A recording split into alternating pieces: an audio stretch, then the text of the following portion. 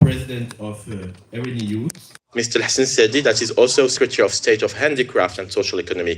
Mr. Hassan Sadi, the floor is yours.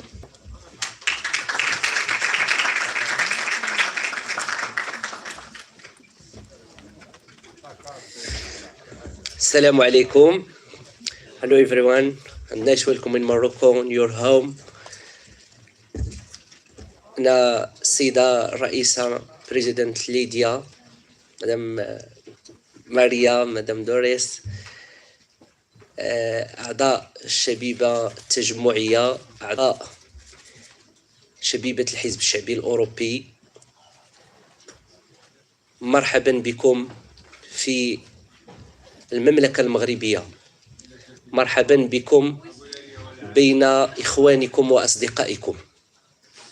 مرحبا بكم في هذه التجربة الرائعة التي نرسم معالمها جميعا. تجربة ابتدأت منذ سنوات بعلاقاتنا الثنائية، بعلاقاتنا الشخصية، بصداقتنا وأخوتنا التي تتجاوز الحدود، ورسمناها بأمل كبير. رسمنا هذه الصداقة وهذه العلاقة وكلنا أمل لكي نؤسس لعلاقة تعاون وشراكة قوامها الاحترام المتبادل، وقوامها السعي إلى خلق حوار أورو متوسطي حقيقي، حوار يستحضر قيمنا المشتركة، القيم الكونية التي تنتصر لحقوق الإنسان وتنتصر للتنمية وتنتصر لقضايا الشباب. من جانبنا نستلهم توجهاتنا من خطب جلالة الملك محمد السادس نصره الله، الذي دعانا غير ما مر كأحزاب سياسية وكشبيبات إلى الانفتاح وتقوية أواصر التعاون مع إخواننا وأشقائنا وأصدقائنا في مختلف مناطق العالم، وخاصة في أوروبا التي تعتبرنا ونعتبرها شريكا أساسيا نبني معه علاقات مبنية على منطق رابح. لذلك اختياركم اليوم للمغرب واختياركم للشبيبة التجمعية لعقد لقائكم السنوي بالنسبة لنا فخر واعتزاز، وأود أن أشكركم جميعا. Thank you very much Lydia, and thank you everyone for choosing Morocco, for choosing youth RNI for organiser هذا اللقاء اللي هو رائع جدا.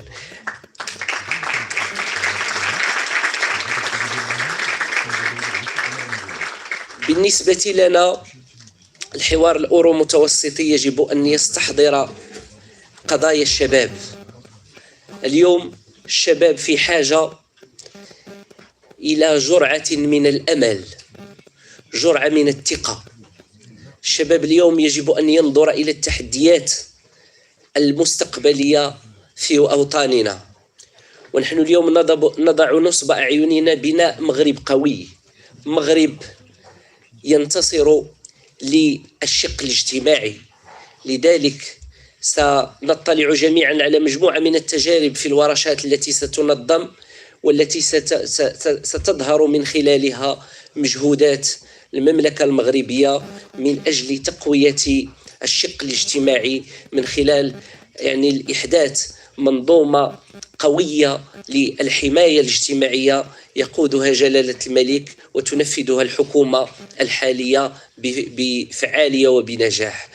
الشباب في حاجة إلى تعليم قوي، تعليم ناجع، تعليم يؤهله لولوج سوق شغل، سواء من خلال الاعتماد على الذات وإحداث مقاولات مبتكرة، مقاولات صغيرة، مقاولات يمكن أن يبدع من خلالها ويطور أداءه وأن يحدث يعني تغيرا في وضعه الاجتماعي نحو الأفضل.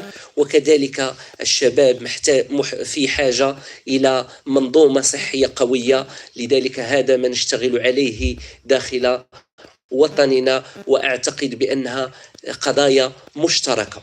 الشباب اليوم في حاجة إلى إدراك التحديات التي يواجهها العالم من تغيرات مناخية، من التطور التكنولوجي الذي يتطور يوما بعد يوم، وما يطرحه اليوم الذكاء الاصطناعي من تحديات يجب أن نواكبها كشباب. الشباب في حاجة إلى أن يطور أساليب تواصله، لأن اليوم تواصل الشباب لديه قوة، كلمة الشباب مسموعة، لذلك يجب أن نطور أن نسعى جميعا إلى تقوية قدراتنا التواصلية. داخل وطننا لدينا اليوم تحدي كبير نعمل عليه، وهو أن نكون مستعدون لتنظيم تظاهرة كبرى وهي كأس العالم بمعية أشقائنا الإسبان والبرتغال.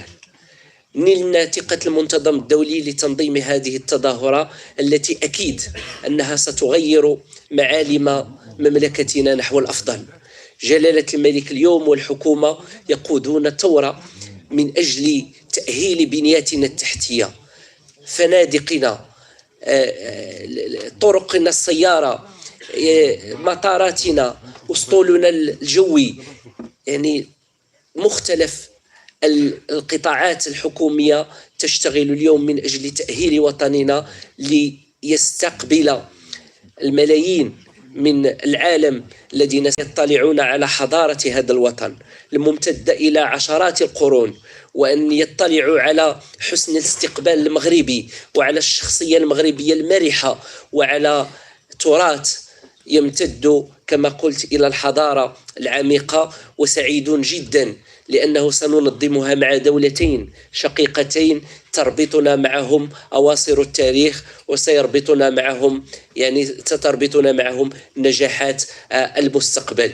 لذلك الشباب اليوم حاضر في هذه الدينامية، لأن الشباب اليوم هو الذي سيساهم في هذه الأوراش، وسيكون حاضرا في المساهمة في إنجاح هذه التظاهرة الكبرى، خاصة أننا خلال نهاية هذه السنة سنكون مع تظاهرة أخرى، وهي تنظيم كأس إفريقيا للأمم التي ستحتضنها مملكتنا، والتي أكيد كذلك أنها ستكون مناسبة لإبراز قدراتنا داخل هذا الوطن العزيز من أجل استقبال وتنظيم مثل هذه التظاهرات.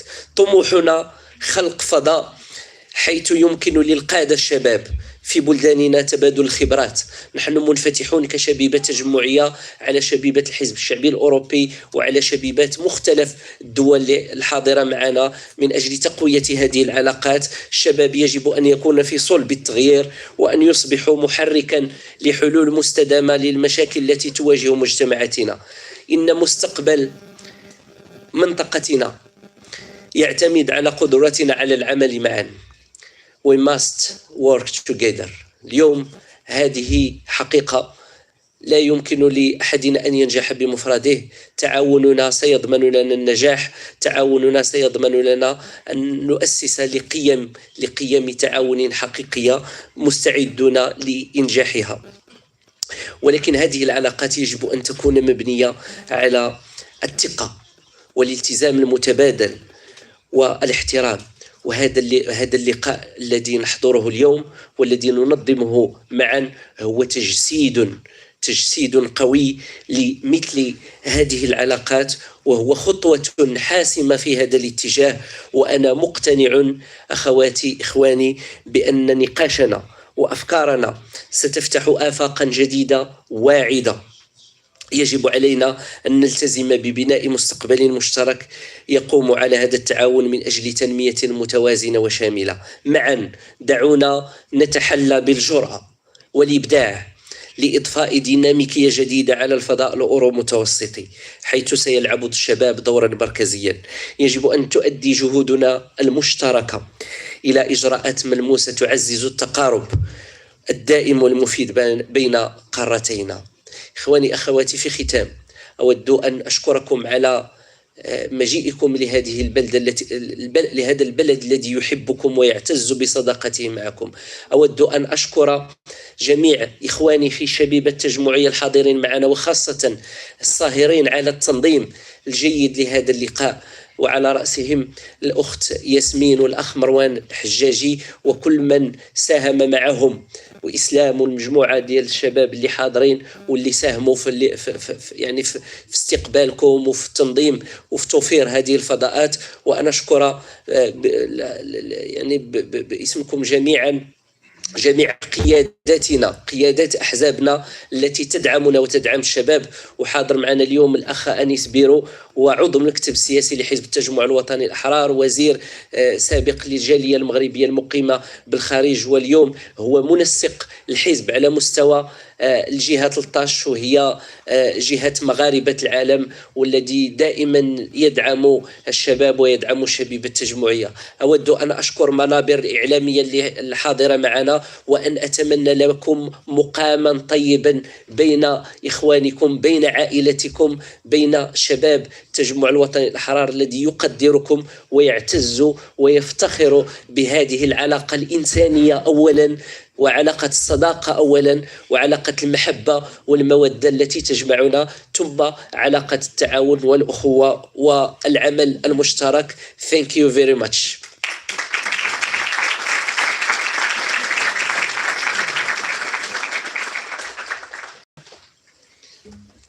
Thank you, Mr. President, for your opening speech.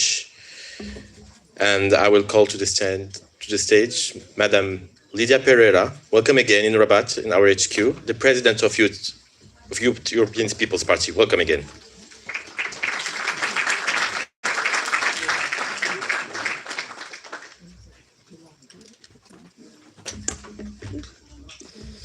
Good morning, everyone. Let me just open here my little note that is very important for the beginning of these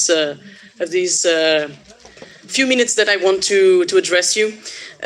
And first, I have to start by thanking first Lassen Essadi, the Secretary of State in charge of handicrafts and social solidarity economy, President of RNI. Thank you so much for hosting us. But I also want to thank Maria Gabriel, our former commissioner and a very, very good friend, President of Robert Schuman Institute, and obviously the one and only Doris Pack, with whom I learned a lot since my tenure in the ranks of the EPP. But I also want to commend Annie Birou, former minister, a member of the political bureau, Marwan LDC. Thanks a lot. We've been friends for a couple of years already, and it was also because of you that we are organizing this event in Rabat. Nadia Alawi, she's not here, I guess, but she's also a good friend, someone that we meet often in the EPP events, and a good partner. But I also want to commend the members of the Moroccan Parliament present in this room, and obviously to thank Konrad Adenauer Stiftung for the continued support to the youth of the EPP activities, but as well in this collaboration with RNI Youth here in Rabat. And obviously I have to thank Edelmira Ferri, our vice president, that was also in charge of bringing us here. Thank you for hosting us, and I want to ask for a round of applause for all these thanks. Thank you.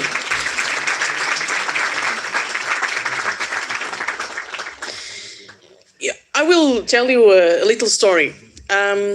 You know that the first time that the youth of EPP was here officially was around 2 years and a half, where we met Youssef and the mayor of Dakhlal, and we made a promise. We haven't yet delivered on that promise, but we will talk about that in the next days. And we came here because there was a very funny comment that I got from a former board member of the youth of EPP.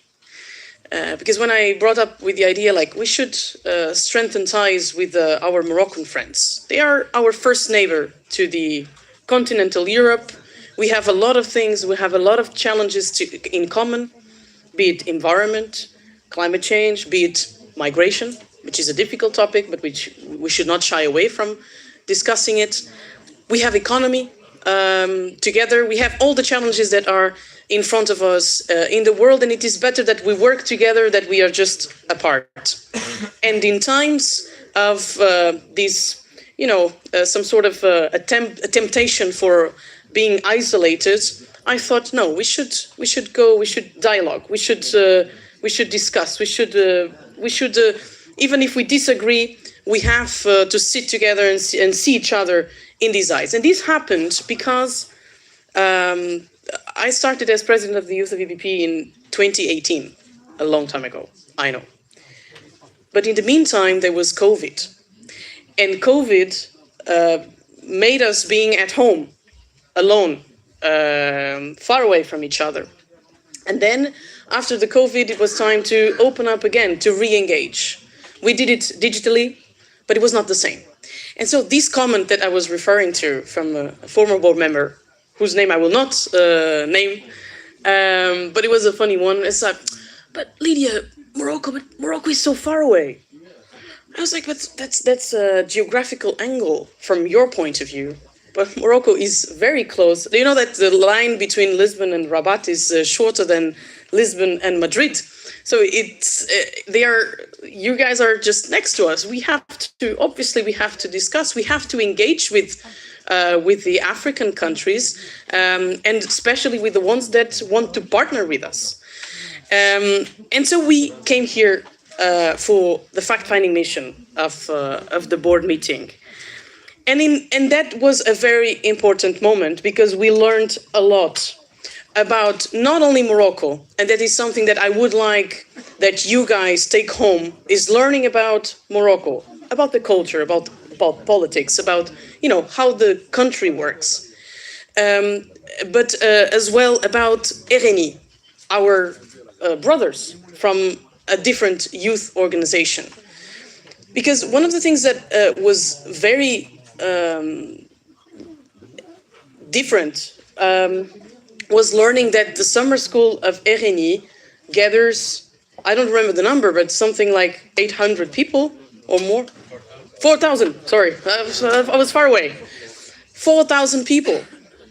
And these contrasts, and knowing that it is a very young country, that half of the population is under 30 or 25 years of age, which contrasts with the reality that we have in Europe, that we have an aging society, that we have a demographic issue to resolve in the coming years, that we have a European social model that we have to pay for, that now we have other challenges as defense. We have to invest on defense.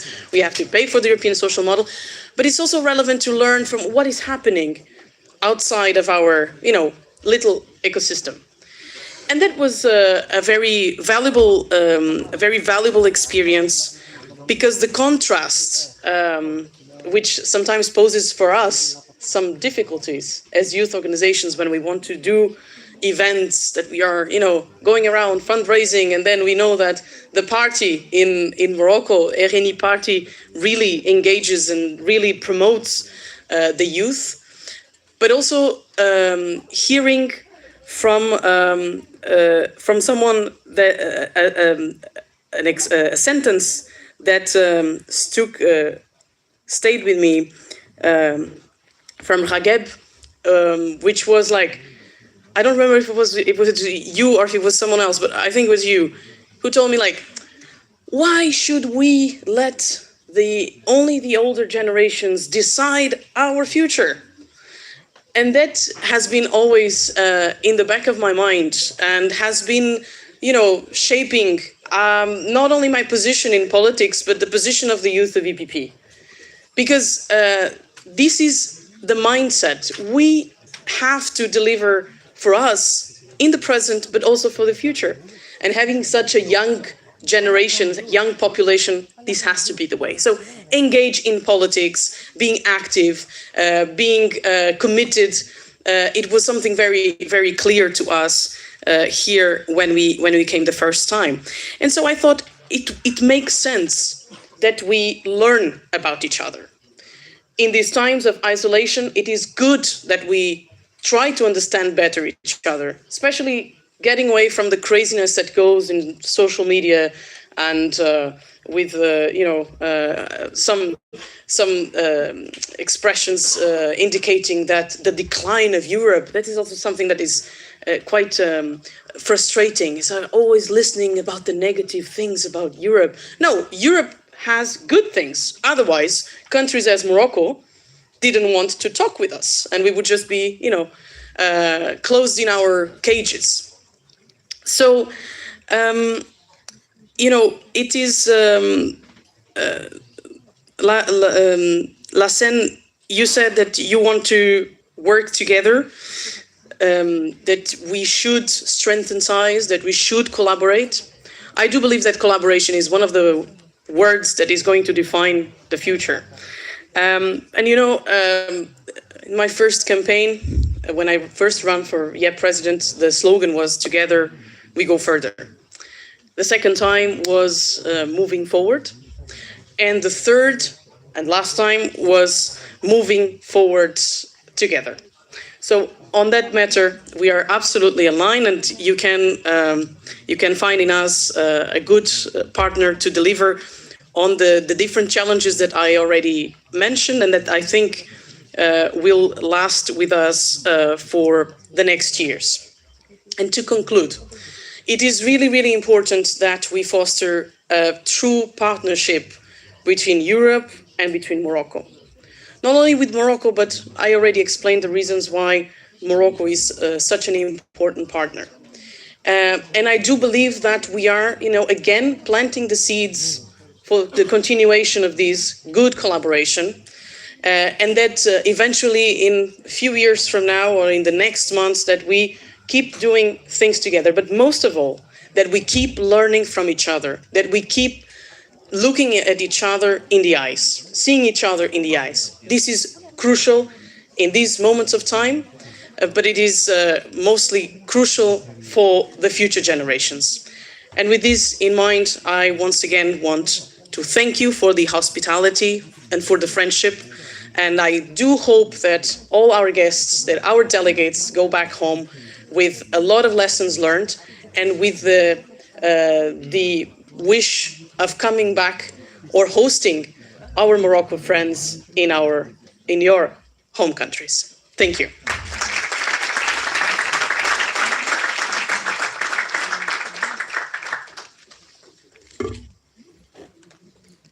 Thank you, Lydia. Thank you, Madam President. So I will call one of not only a partner, but also a friend, Steven Hofner, the resident director of Konrad Adenauer Stiftung Morocco and Mauritania. Cass was also good and strong partners to RNI and RNI Youth and all the organizations. Steven Hofner, the floor is yours.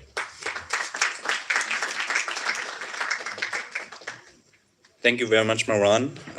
Thank you very much, Larsen, for always engaging with us as Konrad Adenauer Stiftung here in Morocco. It's a pleasure. Since my arrival almost a year ago, it's always great to work with RNI, but especially with RNI Youth. The youth event in Agadir last year was mentioned with 4,000 participants. It's remarkable what kind of spirit is in this organization. For you Europeans, it's maybe nice to know that I think almost 100,000 members are part of RNI Youth only, so not of the party, but members of the youth organization. That shows the power that is within the youth organization, especially when we talk about campaigning, which is relevant next year in preparation of the elections 2026 that you will face. Larsen, you're one of the great examples of a young leader who made it to the parliament, and not only to the parliament, but recently as being appointed as the Secretary of State shows that the youth voices are heard within RNI, but also more and more in Moroccan politics. Thank you, especially also to Lydia and YEPP for choosing Morocco. I mean, you had the fact-finding mission a few years ago, and it's a strong symbol, and it shows the significance of the relationship between Morocco and the youth of the European People's Party, because you realize, and I hope many of the participants and delegates will realize, that Morocco is a partner we need to keep close to us, because we face common challenges, but also we find common ways and solutions to overcome these challenges. There are topics that are delicate, like migration, but there are topics where we can come along very easily, which is economics, which is renewable energies. And I think if there's a will to cooperate further together, and this will comes from a young generation, then we should open up the channels of communication. And we especially see here in Morocco that a lot of young Moroccans, they want to engage with Europe. They do not want to engage necessarily with Russia, China, or other states. It's a perspective towards Europe. And what we can see here as a win-win situation is that with Morocco, we have a strong partner in Africa also. So Morocco is usually the bridge between Europe and Africa. Morocco has an interest in good relations to both. And I think this is something, if we think about initiatives for the future coming from youth, and this will be discussed during the coming 2 days, we should consider Morocco as a credible partner and should use their potential to develop our policies. For me personally, it's a huge pleasure to welcome young Europeans, because I'm a European by heart. I worked in this field for a couple of years, was in Brussels, worked in Berlin in our headquarters on this topic, and now gathering young people in my second passion, which is the MENA region, is kind of also fulfilling for me. And I hope that we can take some of the spirit of connecting, of having a dialogue here, to your headquarters, to your countries back home, and that you bring more of your companions, that you bring more of your parties to Morocco, because there's a lot to discuss and a lot of ways we can work together. And I can assure you that the Konrad Adenauer Stiftung is always present here in Morocco for any engagement with your political parties or your networks. But also for YEPP in general, I think I can speak in favor of my colleagues in and around Europe, that Konrad Adenauer Stiftung will always be there to support the young generation of the European People's Party and engaging in also difficult discussions. I think you will learn a lot about Morocco over the next 2 days, so I don't want to keep it too long. It's a very interesting and rich program. Benefit from it, but also enjoy a bit what you can see in the city. The sightseeing tours are just also important to get a feeling for the city. Rabat is probably not as any other Moroccan city, so you need to come back to see also other places. But I think for those who are here for the first time, it's a good start. Thank you very much also again to the partners for the trust and cooperating with Konrad Adenauer Stiftung always. And last but not least, I'd like to thank Doris and Maria Gabriel for kind of their presence always in youth events or in events here in Morocco. We had the EPP Women Academy in autumn last year. And that you return just a couple of months later shows that you're really interested in this relation with Morocco. And I would like to thank you, because you're one of the driving forces, both of you within the EPP, who always raise the flag of Morocco in discussions that are engaging in these important relations. So thank you very much. And thank you to all that you made the way here, and I hope you can benefit most of it. Thank you.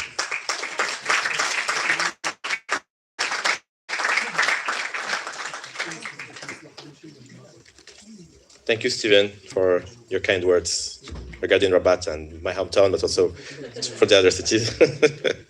And I talk under the control of Madame Yasmine Mrouwer. She's a MIP member of parliament from Rabat. So we will introduce also Madame Commissioner Dubravka Suica, that she recorded videos and message to the participants. It's the first time that the European Commission decides to create this new portfolio of Mediterranean. That means good signals from us coming from the south, that see Europe also, see the Mediterranean and the southern neighborhood also as an important partners. Ladies and gentlemen, Madame Dubravka Suica.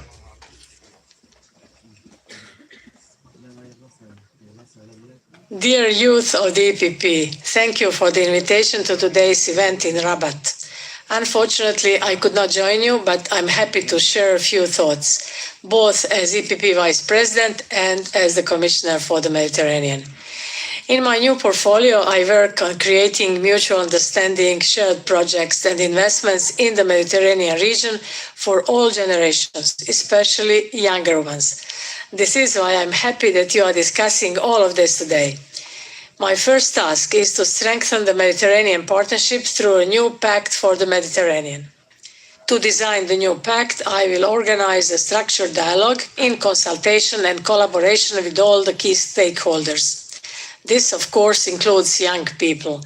We cannot build a future for you without you. We are going to work on areas of mutual interest such as trade and investment, economic stability, energy and clean tech, climate adaptation, digital and transport connectivity, and of course, talent and skills. Better access to education and training and solid investment for future growth and jobs will be key priorities. Fundamental values will also be at the heart of our engagement with the region. Dear EPP youth members, youth in the Mediterranean countries represent a very large share of the population. 50% are below the age of 24. This is clearly a great asset, but it comes with challenges.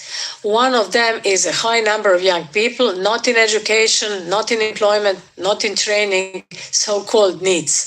I will be looking at how they can be better supported, and I also invite you to reflect on this as well. I encourage you to continue to engage on topics like this one, and I would love to hear back from you. I wish you a fruitful and insightful conference with lively debates and a lot of impact and inspiration. Thank you and all the best.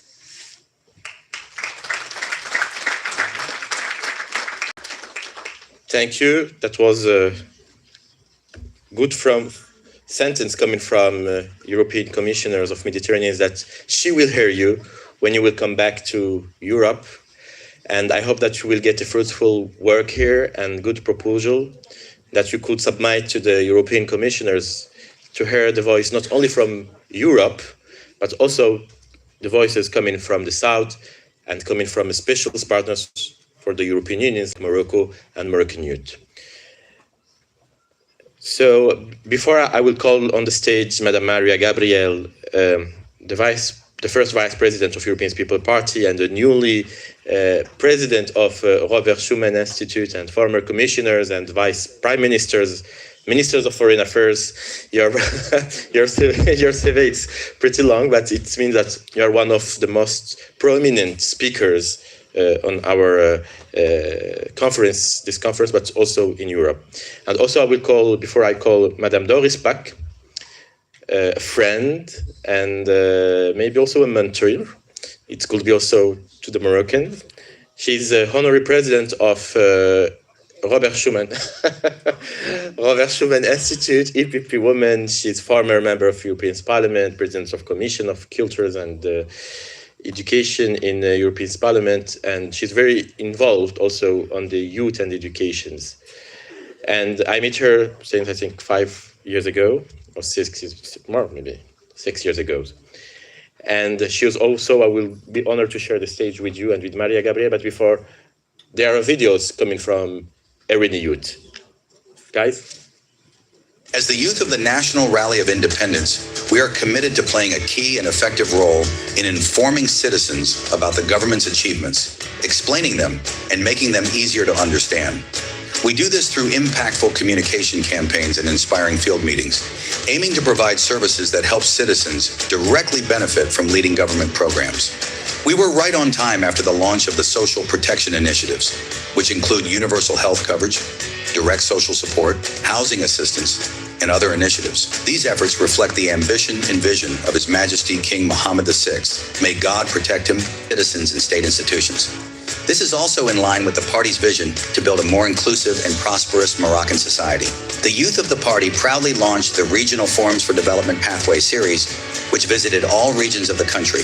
During these forums, we highlighted the high-quality government performance, driven by a strong national spirit, in managing strategic issues. The forums also focused on innovative solutions to diversify water resources, introduce the investment charter, and protect citizens' purchasing power. The youth of the RNI is a renewed force, working diligently and sincerely to support the major developmental reforms and raise collective awareness about their importance in building a progressive and dignified Morocco. Our members in Parliament are working to strengthen the relationship between the government and Parliament, contributing to cooperation and balance between the two branches of government, and ensuring that legislative and oversight work proceeds without waste. The youth of the RNI stand proudly, armed with a spirit of pride and belonging, and are determined to continue working hard to achieve our ambitions and contribute to advancing the country's development. Under the wise leadership of His Majesty King Mohammed VI, may God protect him.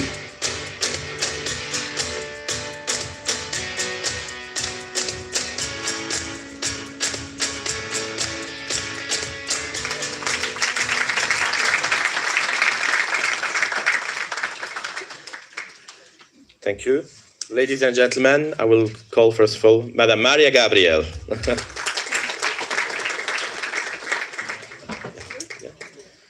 Madame Doris Pack.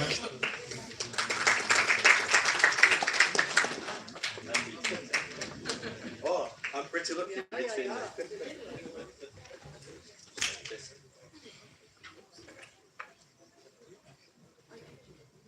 Test, okay.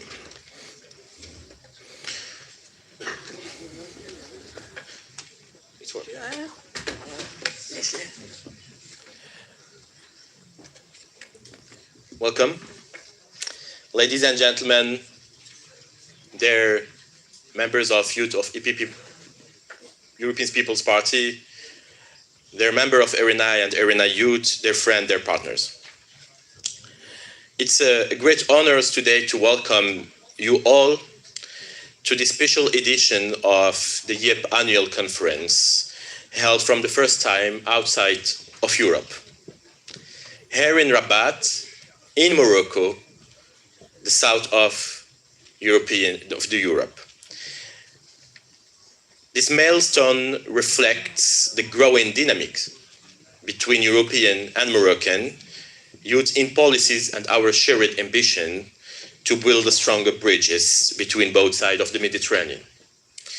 I would like to extend my gratitude to our partners, especially the YEPP and all the friends coming from YEPP and Konrad Adenauer Stiftung, but also to Robert Schuman Institute and to European People's Party as a party. For this invaluable contributions for organizing also this event, and hope that we'll make it a success. We have the privilege of welcoming, as I said before, two prominent figures from the European political landscape. Madame Maria Gabriel, I introduced you as a Vice President of European People's Party, first Vice President of European People's Party, former European Commissioners and a strong advocate for youth education and innovations, and also EA, and the leading voice in Euro-Mediterranean relations. Madame Pack, Honorary President of the Robert Schuman and EPP woman, a committed and visionary leaders who has dedicated your career to intergenerational issues, to educations and transitions, but also for women. Thanks. Madame Gabriel, Madame Pack, welcome to Rabat, welcome at RNI HQ. And we will start our keynote about the Mediterranean youth. What prospects for a shared futures? We are today at a turning point, the Mediterranean region, across boards of civilizations and opportunities, but also we are facing a major economic, social, and geopolitical challenges in this region. In this context, I mean, the role of young peoples is more crucial than ever.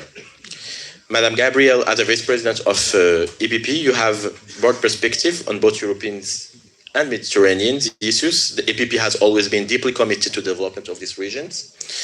Also, RNI is member of partners of EPP. There's also good signal that you are taking care also of these regions. What do you see as the key perspective to strengthen the Mediterranean rules within the European project? And the most importantly, how can young people be at the heart of this strategy? Well, thank you, dear Marwan. First of all, Mr. Secretary of State, dear President, dear Lydia, dear board members, dear friends, if I may say, dear Amina, Madam President, it's a real pleasure for me to be here together with you. That was already mentioned. I would like really to congratulate you, both organizations, for taking this decision to have this first external meeting of YEPP in Rabat, but it's also my first official visit outside of Europe as president of Robert Schuman Institute, and I can tell you one thing, there is no better place than Morocco to be.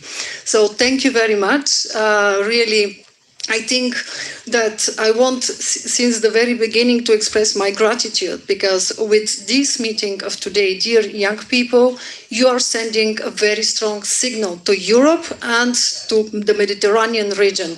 You are saying that we are here really to build dialogue, mutual understanding and trust, but we don't build this only by words. We are doing this by actions. So thank you very much for leading by example and for showing what is the good example.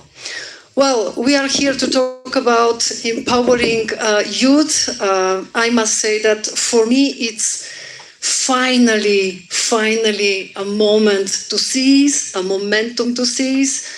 I think that more than ever, for the first time, we have this momentum to seize, to understand how important is our partnership between Europe and Morocco. I'm really, for many years, engaged in this, building this partnership.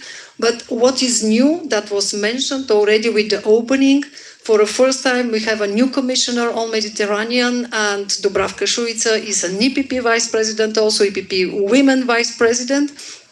And our first political assembly in autumn in Malta, we adopted a text. It's about this new pact for Mediterranean. And I would like really to underline the key words in this text. Don't hesitate really to look into details. Renewed partnership based on common interest and trust. So it's up to us really to fulfill with content, because I think that many of us are aware that we are talking now for so many years about the importance of the Mediterranean region. We have a Union for Mediterranean, Barcelona process, but we still continue to say we need a better mutual understanding. So yes, maybe it's really thanks to youth that we can be bold, we can say things openly, honestly, and finally to understand that if you'd like really to build a sustainable partnership, we need the critical thinking of young people. We need their ideas. My only here remark will be that I don't consider enough only to listen to young people. I think that more than ever, young people are asking to be involved in the implementation of the decisions that are taken. That's why that will be maybe my first challenge to you when we'll discuss some of the concrete ideas, how you can contribute, with which kind of initiatives you would like to see in this renewed partnership. Please don't hesitate really to say not only what's about the initiative, but what is your role in the implementation of the initiative. Well, now we talk about challenges and we talk about opportunities, but we have a demographic context, and that's something, it was raised by the President, Lydia Pereira. We know that we have a region where more than 60% of the population is under 30. It's an opportunity, for sure, for driving economic growth, for innovation, for cultural dynamism, but we also know that there are challenges. It's linked to the employment rate, it's linked also to the access of quality education, or simply to the political representation. So that's why I think that addressing this challenge is leveraging youth as agents of positive transformation. And that's why I'd like really to congratulate the Kingdom of Morocco, and especially really to endorse the strong leadership of His Majesty, the King Mohammed VI, because I think that by putting at the center of your national strategy the role of the young people and their participation, you are giving the best chances to succeed. So now, what is about the European strategic vision? I would like really to mention three main elements. First, of course, I think that we all can agree that investment in education is key. We need for that to work together and to see how we can expand access to skills training programs, how we can promote STEM education, vocational training, and to align all this with the market demands. We are living in a very rapidly changing world. We have some good figures. As former commissioner responsible for Erasmus+, allow me really to share some of them with you, because Erasmus+ is our main mobility program, and is a good example, but it's not enough. Why? First, for the previous period, by 2014, 2019, there was 3,951 projects. And Morocco, by the way, is really one of our leaders. 17% of all the projects were with Morocco and Moroccan young people involved. When we talk about youth exchanges, because we have different branches of the Erasmus+, when we talk about youth exchanges, there were 9,313 Southern Mediterranean young people participated in youth projects in Europe. 6,348 were hosted in Southern Mediterranean countries. When we talk about youth workers' mobility, again, there's quite strong imbalances. 4,621 persons in Europe, 1,711 in the southern countries. When also we have the volunteering projects, you know, the European Solidarity Corps is one of the good initiatives to acquire experience. We have more or less a balance, I must say. 626 young people from Southern Mediterranean to Europe, and 931 more are coming in the region. And finally, I think that there is not enough people participating in youth dialogue with policymakers, because there was only 252 that participated in such project for 5 years. Dear young people, it's nothing. When we divide this, we have 60 people per year. It's really, we need to do something more. Of course, that's not the only one possibility. I would also like to bring to your attention two other possibilities. Of course, there's something new, the Erasmus Plus virtual exchange. Yes, we know that that can't replace, but the Erasmus Plus virtual exchange platform is a really safe web-based platform for staff in schools, also teachers, but librarians, and they can collaborate, they can develop common projects. It's not very well known, so I think that young people that are especially connected in the regions, in the small cities, in the villages, they can help here to build some additional networks. And another center where you can have much more information on it. I don't know how many of you know what is this Salto Youth. If someone in the room is aware, well, Salto Youth is a network of 7 resource centers working together. We have a special one dedicated to Euromed, so don't hesitate also by looking at some of the documents just to extract the good practices and to postulate for a project that can advance much more rapidly. But enough for education. I think that young people are now even more interested by the economic opportunities. That's what we need really to fulfill with concrete content, because of course we are for the support of the entrepreneurship, but myself personally, I need much more concrete ideas. It's not only about mentorship programs, but for example, I'm thinking about the access to startup incubators. We have a very good example in Europe by creating incubators in our universities. Because, dear young people, let's not forget, failing, it's not a fatality. This is an experience. And I think that the best moment is when we are young. So maybe one suggestion between the two organizations, why we don't organize simply a hackathon on a topic that is common. I have the experience of that. I can be really personally very much involved. 2 days, you are even welcome in our office of Robert Schuman Institute, or we can find a way to do it in Brussels or in Rabat. I will be more than happy, because we need your solutions, we need your ideas. So third point, it's not only about education and economic opportunities, of course, it's about strengthening political participation. Dear young people, we need you in the governance of our countries, of our continents. But here also I would like to listen to you. What are the activities in which you would like to be involved? And again, I said it, not only to listen to you, it's important to participate in the implementation, but also I need to listen from you concrete ideas how we can promote this active citizenship and democratic engagement more than ever with the fake news and the disinformation and all the threats on our democracies. We need to talk about this. Some people call it civic education. I want to talk about really active citizenship, responsible democracy. So we need definitely your ideas. So we have all these strategic fields in mind. It's up to us now with the new Pact on Migration to fulfill with concrete initiatives.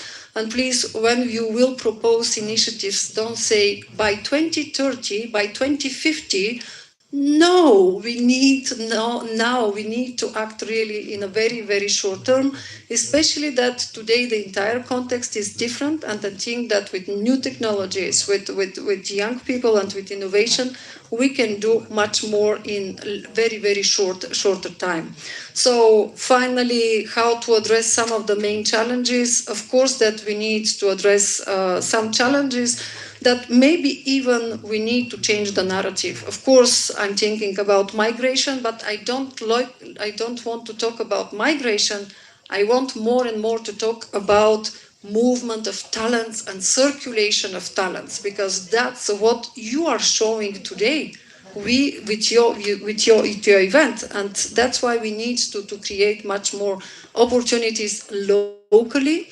That's why I also plead for more collaboration with local actors for young people. If you'd like to empower them, they need these collaborative projects that are designed to reflect the specific needs, the specific aspirations of youth in the region, in the city, in the village.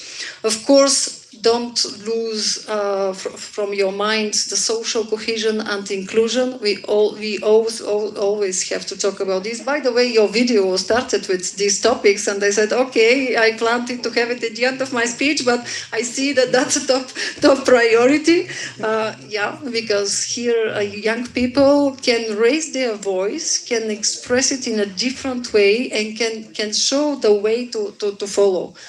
Don't be surprised at this moment that I would like to say, of course, when we talk about inclusion and cohesion, I want to see much more girls and much more women in politics, in economy, and in all the sectors. Here we have a great leader, dear Amina Benkadra. I will never forget our Autumn Academy, PPP women and RNI women in Marrakesh. But you are an example also how for many, many years, for any RNI, women are considered as a driving force of the society. So you have our full support. Final point, of course, innovation, because I'm passionate about this, so I will try to speak very shortly on that. But I fully believe that young people are those that have real breakthrough ideas, because we need today innovation more than ever in sectors that are crucial and for Morocco and for Europe. It's not only in the field of security, it's also energy, it's also agriculture, it's also water management. And here we have a lot to learn from countries like Morocco. Believe me, that's our challenge, how we can put the two innovation young communities with the young people to work together. Not always to reinvent hot water in one continent and in other, but to give a good example. And that's why here I want really to see much more visible the success stories of the young people. it's up to you to give them much more visibility. And I very, very much hope that probably in the next months and years will be more concentrated on this. So you can see it's about collaboration, it's about long-term commitment, but it's also very, very short-term solutions with added value, beneficial for all our citizens. And for this, the driver is young people. So if I have to answer today in one sentence, I will say empowering youth in Southern Mediterranean is a strategic necessity. By investing in education, promoting economic opportunities, encouraging political participation, we can harness the potential of young people. Because, dear young people, that will be my last sentence, we need really to strengthen our partnership, and youth should be an active architects of the future and not passive observers. In this room, I see only active architects. Be bold, stay motivated. There will be difficult moments, but with you, we have much more chances to succeed. Thank you.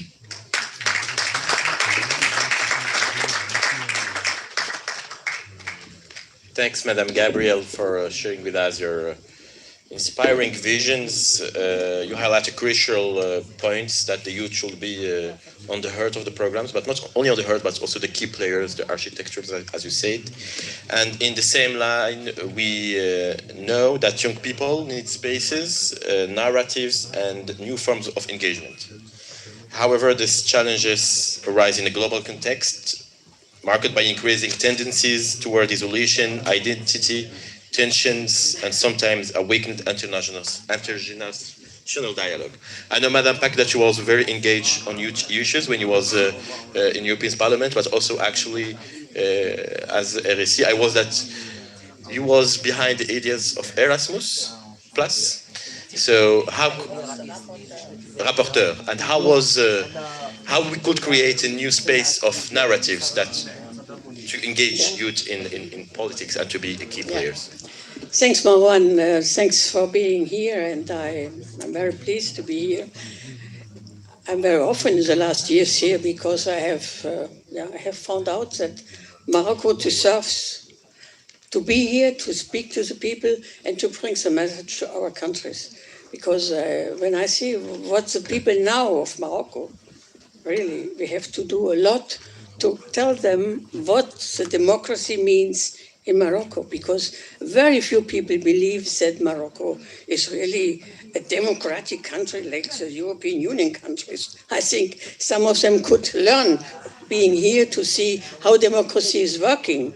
Having a king, okay, France has also a king, but I think this is functioning here, and I was very pleased to see in which way really, I have to tell it, the women in this region are really a very important, play really a very important role in the policy, thanks to Benkadra and her colleagues, and therefore I tried now for often to bring the people, the women of the EPP and others to this country to learn and to see how this works.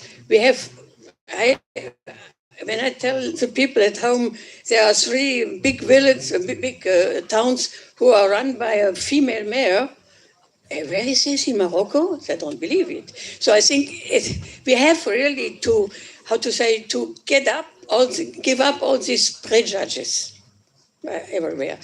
So I think I was listening carefully to my successor in the Robert Schuman Institute, Maria Gabriel, and I'm happy that she did it, because I asked her when I gave up if she wants to do it, and I am really very happy because you have listened to her, and you know that is the right person to do all this. But I want to tell you, she has predecessors in some work, because she was not working in the Culture Committee, in the Education Committee, when I was running it, and I was a rapporteur and the one who did the Erasmus Plus. I had to work and to struggle a lot to get everything in what is now in. And to tell you, as you said, the European Solidarity Corps. It is a normal possibility to make, how to say it in English? No. Yeah, a European, no. No. Oh, yeah, but now I don't find it. Okay, everybody can go out for at least for 1 year to do some work in any field he or she wants to do. He is even paid. Come on. No. Freiwillige, European voluntary service. I created this European volunteer service together with the Italian Korean. I'm a PP, but the Italian Korean and me, we were in Albania, and in the evening, after a very strange day with crazy politicians, in the evening we sat at the bar and we said, how can we make people in our countries at least understanding what it means, Europe. And so we started this possibility to make this possibility working. So Commission took our idea and installed in '96 this, now it is named European Solidarity Corps. But I can tell you, in 2004, I have invited 200 young people who have done it. I invited them to come to Berlin, and it was really amazing. It was incredible. Everybody took up their hands and said, I have to say something. And the first one who said something was a young man of Germany. He said, I can tell you, I was 12 months in Lithuania. I was looking to him and said, now I know who I am. Now I know what I am capable to do. And now I know that I will do something totally else that I had in mind 1 year ago. So this was the idea behind. And I think it is really a very good achievement. But listen, I don't want to repeat everything what has been done, has been said by Dubravka, by you, and even by the people before, by the CAS. I think we have to look also on this region, seeing Morocco as a bridge to Africa, but also as a country which could at least play a more important role in Maghreb. I want to tell you, we have in my region, the smallest country in Germany, Saarland, next to the French border, we have now 50 years European Academy. Marwan was one of the seminarists there a long time ago. And we have installed with the Adenauer Foundation, together with this academy, a yearly seminar for Maghreb students, young people, and ones with the Western Balkan. And I see last year, and I'm always there as a speaker, in the discussions, last year in August, they came together. And then I had really the feeling that it is a moment where these people of Maghreb, these young people, can speak to each other, can feel with each other. What does it mean coming from this region, having at least partly a common history, and living at least really divided, artificially divided because there are political problems, and you know it better than me. So I think we should try to give in this new modern world a possibility to bring these young people together, not speaking on politics, trying to get them together in finding possibilities via digital platforms, to give them a chance as well to come together and perhaps to build a startup together. But they can do it only if we let them do it, if we give them the help. And I think there are so many possibilities here in Morocco, but even in the European Union, to help to overcome the situation, because as we have heard, there are at least more than half of the people who are really young, and the opposite in Germany and in France and everywhere. We have a declining demography, and we need as well good skilled people as you need it. But therefore, I was very happy that I listened also, that I think everybody knows that we have to give the young possibility and the young people a chance to get the best skills ever. it doesn't mean that everybody has to go to the university. But to be skilled means to get at least the instruments to make its life livable. And so I think you are here now. I don't want to speak any longer because a lot of things which I wanted to say have been said in a better way than my English is not so good. So I think I'm happy to see you here, and I wish really that everybody here, if he's going home, tries to find a way to help to change the situation here in Morocco, but also in Europe, because we are very much close together, and this is a win-win situation if we are helping here, and we can learn from you in our countries. So I think just to give you just a feeling which I have, because when I started to be often in Morocco, I felt really that there was not enough interest from the European Union to this country. Now it changed. They have at least understood that this is a bridge to Africa, but at least it is also egoistically thinking they have the things we don't have so much. You have the sun, you have the mines, you have a lot of things which we need to struggle against the climate change. So I think now it is on a way to be understood, and I think, as we have heard, France is now closer to Morocco. It was very close in earlier times, but now it is coming back. And I think after the next elections in Germany, I can assure you that you will have people in power who are really interested in you, in your situation, not only because we are caritative or Christian or whatever. No, we want you as colleagues, as on the same level, to be with us, to help us. We can help you, and at least you can help in the region together with the people from Tunisia, Algeria, and Lebanon to make Maghreb, at least the Mediterranean, how to say, a close partner to our countries, to the European Union. And I wish you all really, that you have the courage to strengthen, that you have the driver of the situation for a better future in your and in our countries. Thank you very much.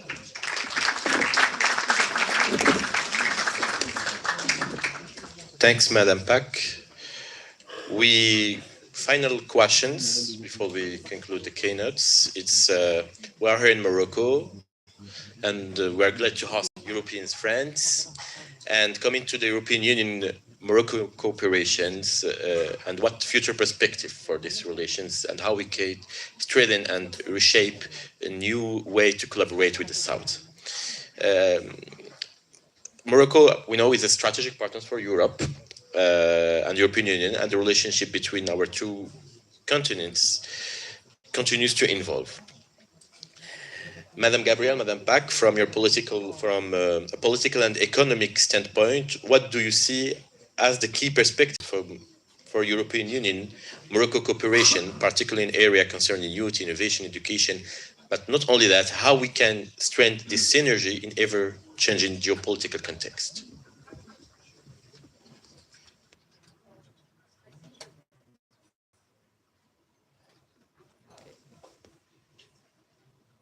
Now it's working. Well, thank you very much. I think that we already somehow provide some of the answers, but maybe just one quiet political reflection. I think that before going to new initiatives, it will be finally useful to find time to sit around the same table and to talk honestly to each other. If we don't take this time, this for necessity, will continue again, and of course the risk is to repeat some of the errors of the past, because believe me, the perception on the same topics, it's not the same from the both sides. So I think that it's crucial. I must say that 10 days ago I participated in the European Conclave in Brussels, and I was the moderator of a panel where we wanted to listen the external point of view on the European Union. And one of the key speakers, it's a very famous author, was a Moroccan one, Abdelmalik Alaoui. And when I asked the question, how do you perceive the European Union as competitor or trusted partners? The answer was, honestly, none of this. We need really to build trust, and for that we need to take time and to say openly the truth in front of our eyes, because that's something that is really necessary. After, of course, I would like to see now in this new pact of the Mediterranean, first I'm a former commissioner, I have to be a little bit more diplomatic in some things to say. But first, I very much hope that the so-called announcement of the structured dialogue will not be there for the next 5 years. And at the end of the mandate, we'll start to discuss the conclusions. So my first wish is the dialogue is already structured. We need to listen, and the group of the young people is clearly identified. So my plea is don't take too much time with the so-called structured time. Immediately push the ideas, because some of them are crucial to be put in motion before the new budget of the European Union is adopted. And we are entering into a crucial phase. So, of course, I want to see much more opportunities with Erasmus+. We need to expand certain parts of the Erasmus+ program to the Mediterranean region. I also would like to see much more cooperation between education and innovation, because let's be very honest, those two worlds are not thinking spontaneously of each other. We have some good examples, and in Morocco and in the European Union. Myself personally, very concrete way, I would like to see an expansion of our European universities alliances to partners from Morocco, to partners from the region. If we are building actually the so-called European universities of the future, the best way is to do it together at this stage with our key partners. And Morocco is a key partner if you'd like to tackle the challenges of the future. So, of course, that means also one thing, less regulation for fields where youth are really supposed to thrive. That's something quite tricky. Yeah, and of course, something very, very pragmatic. We need to do something on the visa issues, because when in Robert Schuman Institute, they are young people, they want to participate, and it takes months and months, or students, it's simply not possible. We should find a way to accelerate this procedure, or at least during this period when we are waiting for the visa, to find a way to provide the opportunity of young people already to participate in a project, in a program. With new technologies, it's quite possible. We need much more good political will. So yeah, for me, it's Erasmus, education, innovation, that's something concrete. I agree totally, and want only to tell you, I think we are, both Maria and myself, we are good friends with Dubravka Šuica. And the EPP women, where they are vice presidents, they have been my vice presidents before, they are still in this moment. And we have been here in autumn in Morocco with the women, and we have really get an input, which was never before, to at least to strengthen our relations to this region. And at least we are now in the situation that we can tell Dubravka that she start not in speaking, but in trying really to put part for part new ideas on the way, practical, to be practical, and not to wait 2 years and 3 years at the end of the day of the commission. I think we should really do everything with the EPP women, and I think I can promise you that going back to how I will speak to Rosalia, our leader in the executive, we will have that we will start to strengthen and to push Maria Gabriel Dubravka Šuica, you should not be pushed, and Dubravka Šuica to really go on the way you just mentioned. So we can promise it, both of us. And so I think that in 2 years' time we will have a much better situation in our relations, especially on the level of the youth, especially also on behalf of universities, I think, because Maria is really very much engaged in such field, because she has done it very, very. She was honored of 13 universities in Europe. She was honored in September last year in La Rochelle with an honorary doctorate honoris causa of 13 universities. You can imagine. It means something, because this was really, how to say, the result of their work, her work as a commissioner and as a former parliamentarian in this field. I can assure that we never had a better commissioner for education, culture, and new dialogues. Thank you. Thank you, Madam President, Madam Honorary President. I will ask and let the floor to Madam Lydia Pereira for, I think this person, Ewan Scarlett, the YEPP Vice President, for the moderation. Yeah, we will move to the next panel. Yeah, please come, I will let you the floor. Thank you so much. And I will call the... Yeah. So we are moving to the panel.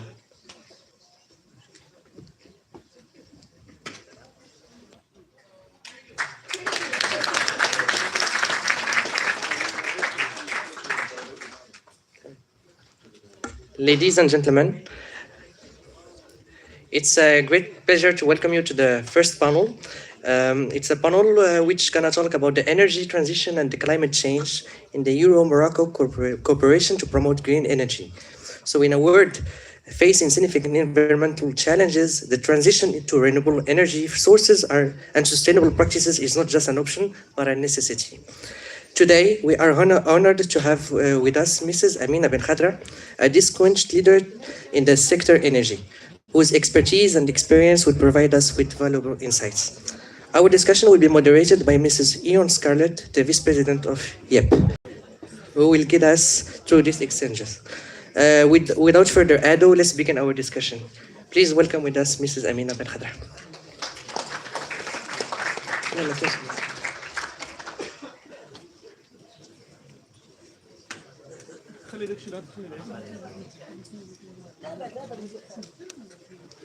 We're going to also welcome with us Mr. Anis Piro. Yes.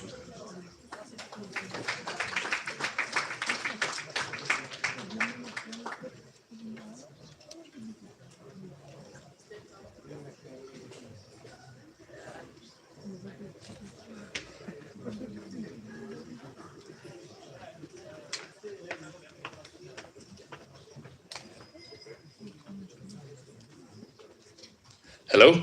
That works. Hi guys, good morning to everyone, if it's still the morning, I think it is. I'm very happy to be here hosting this panel discussion with Amina, sorry, I'm not going to be able to pronounce your second name, I'll just say Amina, who is the president of the RNI Women Caucus, and she is a former Minister of Energy and Mines. And then on my left we have Aninis, who is a former minister and a current member of parliament, if I'm correct. And our discussion today is energy transition and climate change, the EU-Morocco cooperation to promote green energy. So a really super relevant topic for us today. And I'm going to start my questions with just asking about the new European potential cooperation agreement with Morocco. We had the new commissioner for the Mediterranean, just saying only a few weeks ago that there's a deal likely to come. Obviously, the thing that gets the most media attention is the migration side of that, but there's going to be an energy side to it as well. So my first question for you both is, what do you think the energy element of this agreement will be? And maybe before answering that, you might explain a little bit about yourselves. Would be great. So thank you. So good morning, everybody, and dear Doris Pack and dear Maria Gabriel. It's a pleasure to be today with you and to exchange on a very strategic issue, which is concerning energy and climate change. And as we are all aware, energy is at the heart of any economic and social development. It's also at the heart of the geopolitical issues of the world and is a matter of climate change. So energy, and we are now speaking about the cooperation between Europe and Mediterranean. I just want to emphasize on some specificities of the energy sectors. Between the North and the South, there are several disparities, and these disparities are important for the future of our cooperation and specific work. There is economic and consumption disparities. We have a North consuming a lot and contributing to the specific emissions. We have a specific unequal distribution of energy resources in the Mediterranean area and in Africa. We have a lot of resources from renewable energy, solar, wind, geothermal, and also hydrocarbons like gas. But because I'm speaking about gas, because gas it's a backbone of the energy transition, and we have a technological gap.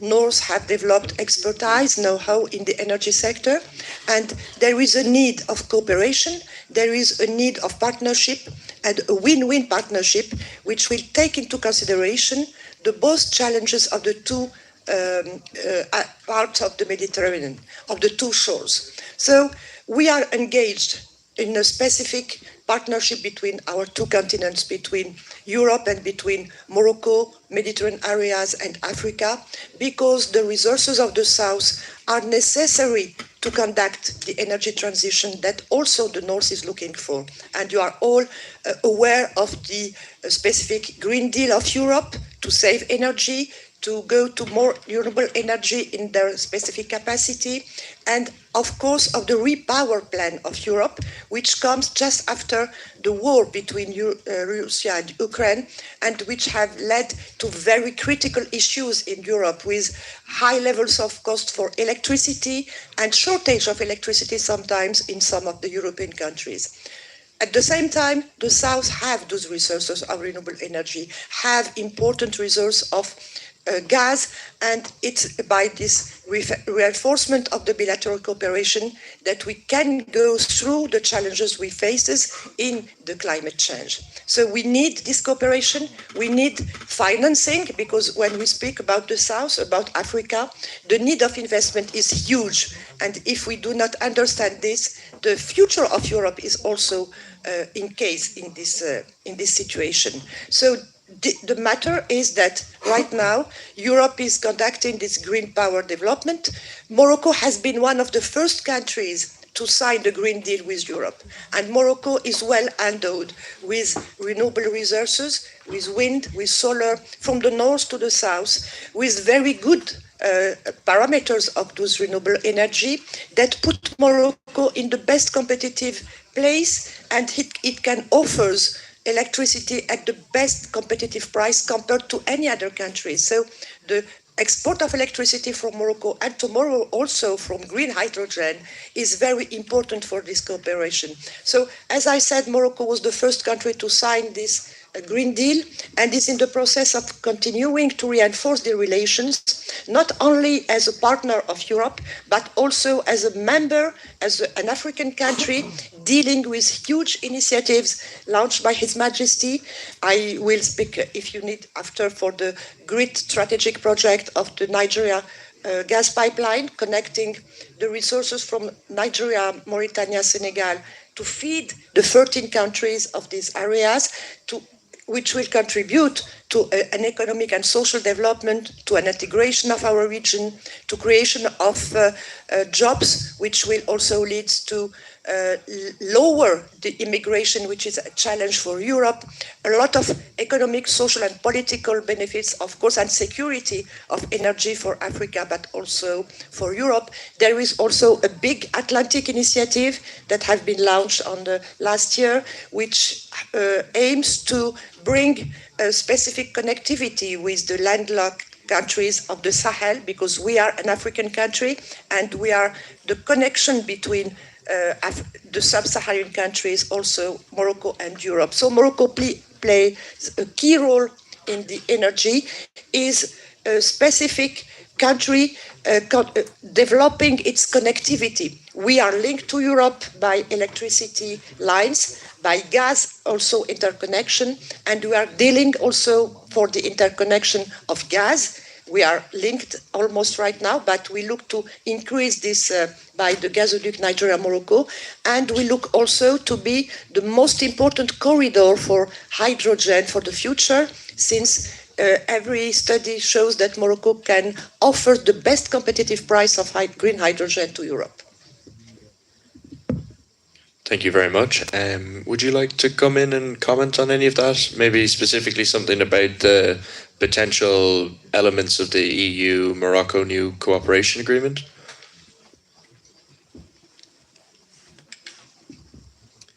السلام عليكم ورحمة الله تعالى وبركاته.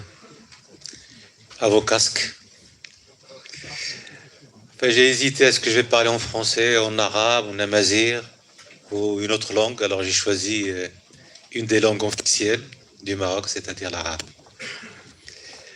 أولاً أريد أن أعبر عن سعادتي بهذا اللقاء مع شباب الحزب الشعبي الأوروبي الذي يعقد هذا اللقاء بالمملكة المغربية، والذي يساهم فيه شباب تجمع الوطني الأحرار.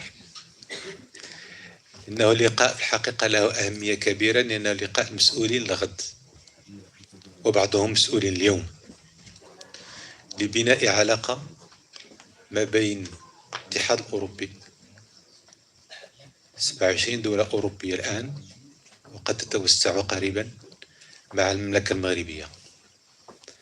الاتحاد الأوروبي ما هي نظرتنا إلى علاقتنا معه، إلى تعاوننا معه، كيف نقيم هذه العلاقة؟ وأعتقد أن هذا السؤال محوري لأنه هو الذي يسمح لنا ببناء المستقبل.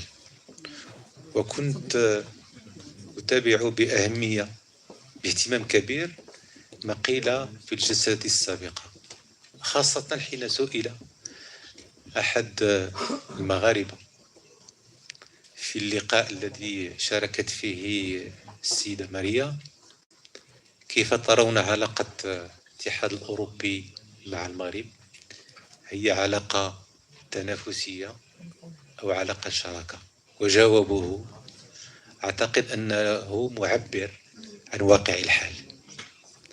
الآن السؤال، وهذه هو الأهمية في لقاء الشباب الحزب الشعبي الأوروبي وحزب تجمع الوطني الأحرار، لبناء هذه الثقة، لبناء هذا المستقبل المشترك.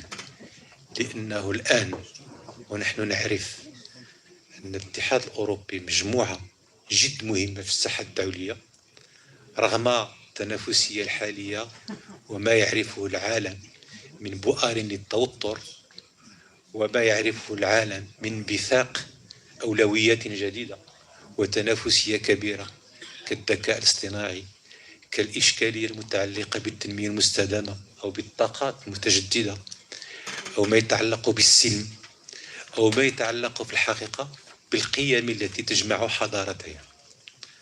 المشكل الأساسي مشكل قيم.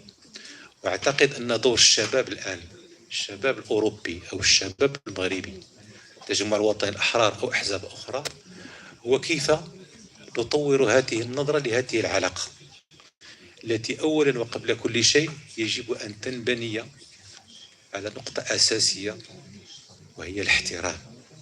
احترام الآخر، احترام خصوصية الآخر، احترام اختلاف الآخر، احترام كذلك التراكمات التاريخية للآخر. وأعتقد أنه إذا انطلقنا من هذا المنطلق بالتأكيد سوف نفهم بعضنا أحسن فأحسن. وأعتقد أن بناء الثقة ينبني أولا وقبل كل شيء على الفهم الآخر، فهم هذه الخصوصيات، هذه الطموحات، هذه يعني العلاقة في الوسط الجغرافي، ثقافته، تقاليده إلى غير ذلك.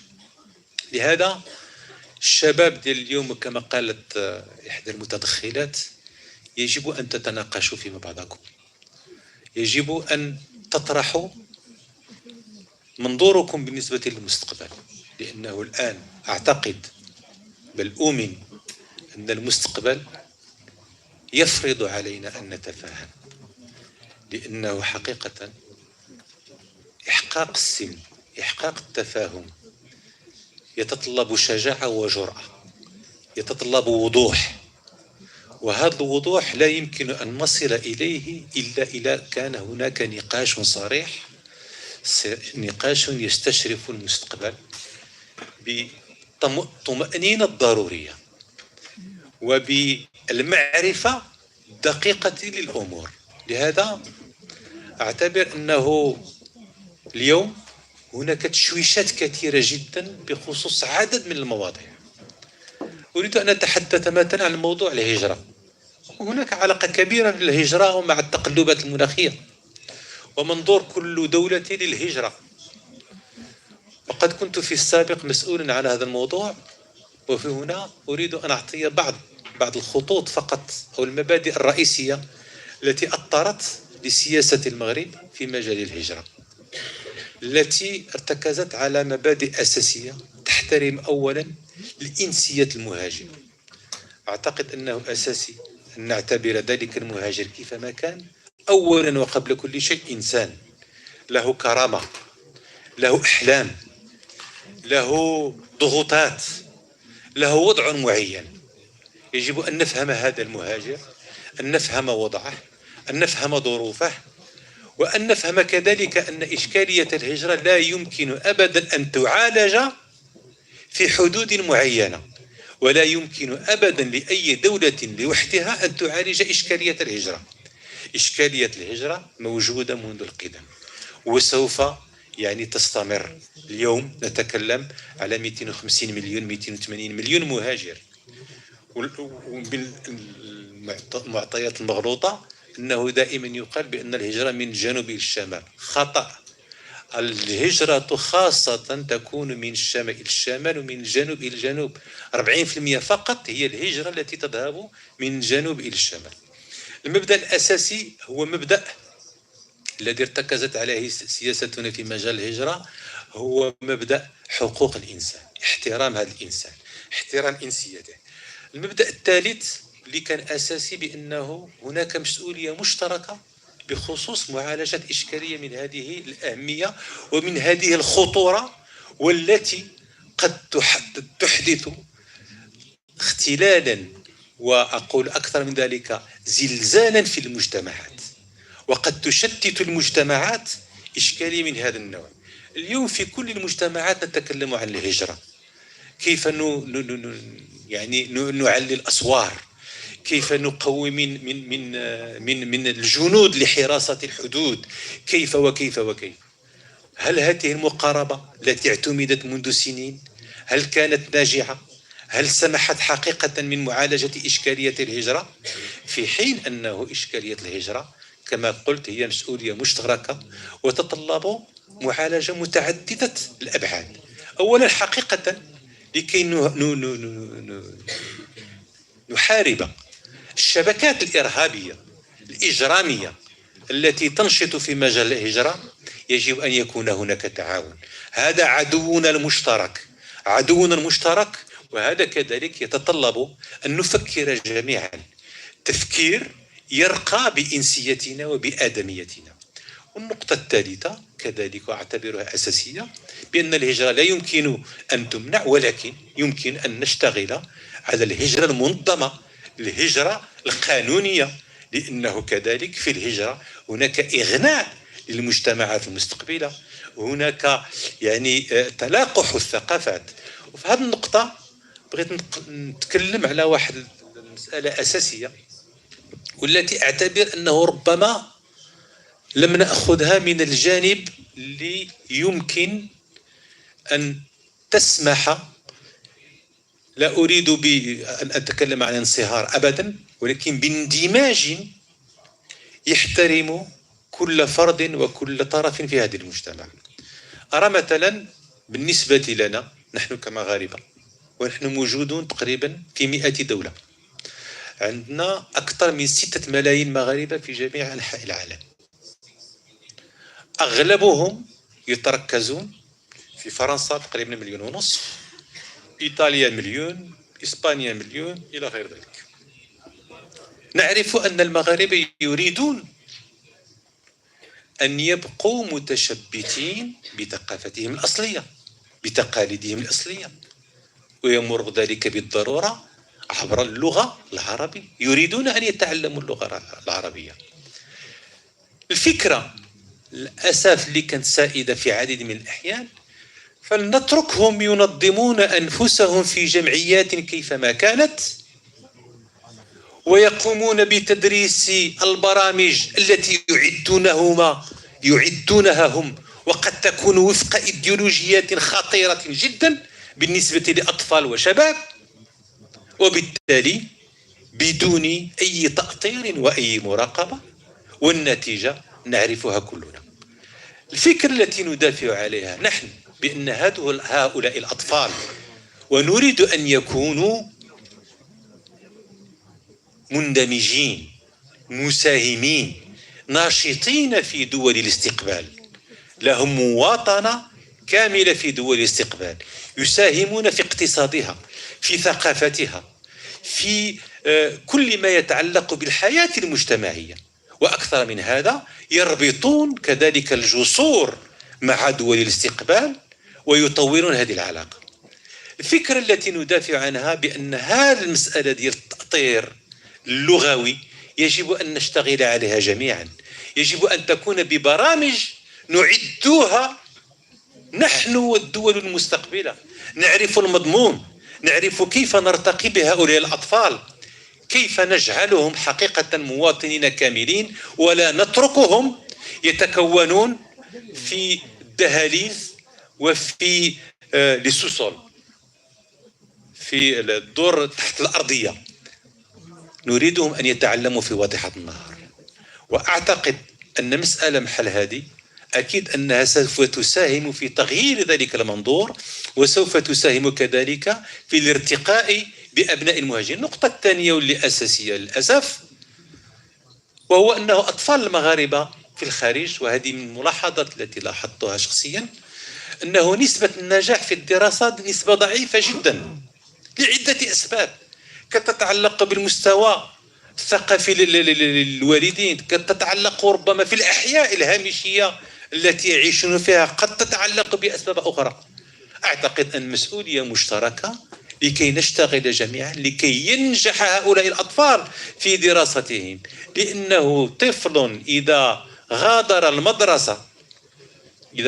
المدرسة فهناك طريقين اثنين: إما أن يكون متطرفا في الإجرام أو أن يكون متطرفا إرهابيا، وهذه الخطورة على المجتمعات حاليا ومستقبلا.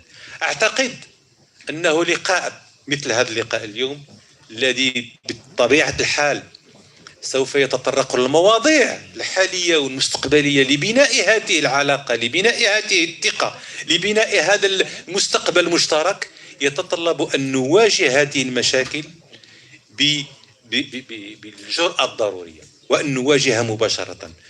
ليس لكم أيها الشباب ذلك الإرث التاريخي المتعلق ربما بالاستعمار والحماية والمنظور الذي كان سائدا في وقت ما. لكم الآن إمكانية أن تبنوا شيئا جديدا، أن تبنوا هذه العلاقة حول أسس قوية، لأنه ليس خيار للمغرب وليس خيار لأوروبا إلا أن نشتغل جميعا. أوروبا 450 مليون نسمة، المغرب رأس يعني تيت دو بون ديال إفريقيا 1.5 مليار نسمة. أوروبا تساهم 17% في الناتج الداخلي الخام، إفريقيا كلها فقط 3%. إمكانيات واسعة متاحة في هذا المجال. أعتقد أنه الآن ربما بفضلكم، بفضل ذكاءات المجتمع، بفضل هذه اللقاءات التي تجمع من مشارب مختلفة، بالتأكيد سوف نساهم في بناء هذا المستقبل المشترك، المستقبل الذي يطبعه السلم، يطبعه الوئام، يطبعه الإخاء، ويطبعه الاحترام المتبادل. شكرا.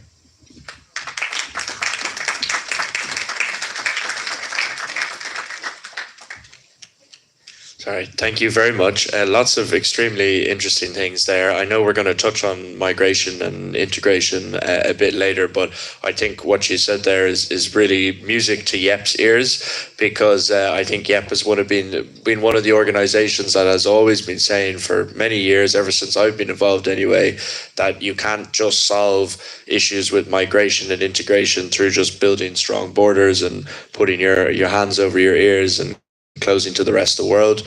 We've always said that we have to cooperate with the countries in the EU's neighbour, and not in a patronising way, in a way that is a joint equal partnership. And I think that's something that younger generations in Europe really will see, and like you said, without the baggage of the past and history. So that was very, very interesting.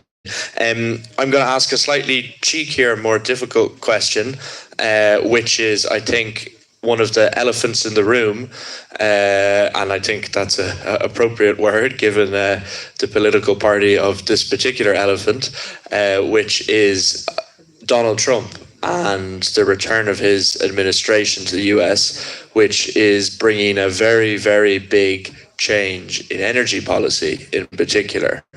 And obviously the US being such an energy superpower, being such an economic superpower, what it does affects the rest of the world. And when we're moving from a world of the Inflation Reduction Act and New Green Deal in the US in the Biden administration to more and more oil and gas exploration, Trump openly demanding that OPEC, reduce the price of oil only just at the in Davos recently. So how do you think that's going to impact energy policy in Morocco, in Europe, and between the two? Obviously, you have produced a lot of solar power in recent years. There's the giant plant, which I'm not even going to try and attempt to pronounce the name of, but I know it's the largest solar plant in the world, if I'm not incorrect. So what would your perspective be on that? Do you think the Trump administration will affect things, or it'll carry on? It's not a simple question, because everything is not so clear that we think when we said that with Trump presidency we will have very difficult times in terms of energy transition, in terms of climate change. I just want to remember all of us of this energy transition that we are all looking for, and preserving the climate and the objectives for 2050 for the Green Deal of Europe and of the world. There is a specific situation that we have to keep in mind, is that the energy transition is not a decision to go from black to green. It's a path, and the path takes time. And when you see all the studies in the world from all the big energy bureaux d'études or institutions, they all say that in the energy transition, gas, which is a fossil fuel, but a sustainable fossil fuel, will be the backbone of the energy transition. And when we see the figures right now in 2025, when you take the energy mix worldly, you have 82% of fossil fuels in the energy mix, beyond coal, fuel, and gas. And then you have renewable energy counting for 12%, nuclear 2%, and hydro 3%. And by 2050, in the specific current trajectory, the fossil fuels will be at a level of 65%. It will be a decline, but from 82 to 65. If we take the net zero scenario, we will come to a specific 34% of fossil fuels between coal, fuel, gas, and oil. So fossil fuels are still there in 2050. We have to decline coal, and it will decline sharply. Fuel will decline sharply. Gas will decline, but very slightly, because it is a necessity to have a good energy transition. We will not be able to produce everything with renewable energy. Take, for instance, our continent, which is the less impacting in the world, with less than 1.2% of specific CO2 emission contribution. 2% is nothing. And it has great resources of solar, of wind, of hydro, and also of gas, and good gas, and natural gas. And this continent is the less integrated continent, is the less developed continent. We need to increase the specific industrial, economic and social development. And this will be done by the two ways, the developing of renewable energy and the development of their fossil fuel and mainly gas. So we have to understand that gas is still there. And even the European countries, and allow me to be very transparent, Europe has been one of the continents that has been conducting the green energy transition. And we support, because Morocco also in its continent is the first country from the Arabic side, from the African side, to have developed a clear strategy with sustainable development of renewable energy, green development in all the sectors with specific policies in terms of adaptation and in the agriculture, in industry, in many, many sectors. But at the same time, we need to have a specific development of gas because renewable energy are characterized by intermittence, and we need a stable energy which will come not from coal but from gas. So gas has to be developed. And when we speak about globally, as I said, the gas is still there. It's not with Trump that US is the first country exporting gas in the world. They create the revolution of the shale gas in 2009 after the energy crisis when the prices were up to $140 for oil in the 27 and 28. So this country is known to be an energy country for fossil fuels, and they will continue. And even the Democrat has not changed the supremacy of US in the energy sector and in their capacity of exporting. And you see, after the war of Ukraine, what has done all the European countries and mainly Germany, they all go and buy LNG gas transported by boat, which is much higher than the gas coming from gasoduct. So, and they also open some anthracite mines to have the security of supply, to security of energy. So just to keep in mind, we have to conduct the transition. We have to make specific decline about gas emissions. Coal is one of the worst fossil fuels. It will decline, but gas is still there, and we have to develop the two. What concerning Morocco, in Morocco it will not change a lot because Morocco has a very clear strategy of energy that has been launched in 2009 with the clear vision of His Majesty. We are engaged in sustainable development, in a voluntary development of renewable energy because we have very nice and good resources in the country. But at the same time, we need gas because we have to develop our industries, and some industries will not be developing if you have not gas development, because it's not renewable energy which will open big industries and mines, and all our continent is well endowed with critical minerals that are needed for the energy transition. When we spoke about cobalt, lithium, graphite, copper, which are needed for the energy transition, they should be developed in our continent, in Morocco, in other African countries, and it's not only with renewable energy. So we are defending sustainable development. We have been one of the first countries to sign this NDC, the National Determined Contribution, and we have specific plans in different sectors to conduct those objectives of sustainable development, but at the same time, we are aware that we need some portion of gas that have to be developed. So we need to equilibrate between the need of industrial development, economic and social development, especially in the South and in Africa, and of course also the preservation of the environment. And when we see the different growths of different countries in Africa, even if they produce from their gas resources, their gas emission will go from 2% to 3.5%, which is not significant in the global emissions. And one of the main challenges that the North countries, the European countries have to keep in mind is that we have been working every year on the COP, deciding about the futures of the planet, about the obligation of reducing gas emission, the obligation of developing renewable energy, and at the same time speaking about the challenges of financing. And since 2009, the first the conference in Copenhagen, which have decided that renewable energy should be a choice for many countries, they decided about investment fund to support the South. But when we see the support and the financing that have been given to the South country that needs them, it's insignificant. They spoke about $100 billion in 2009, and I think they did not put more than 10 billion. And every year we speak about the necessity of finding new financing support to the countries of the South. So this is a main challenges of the support of financing.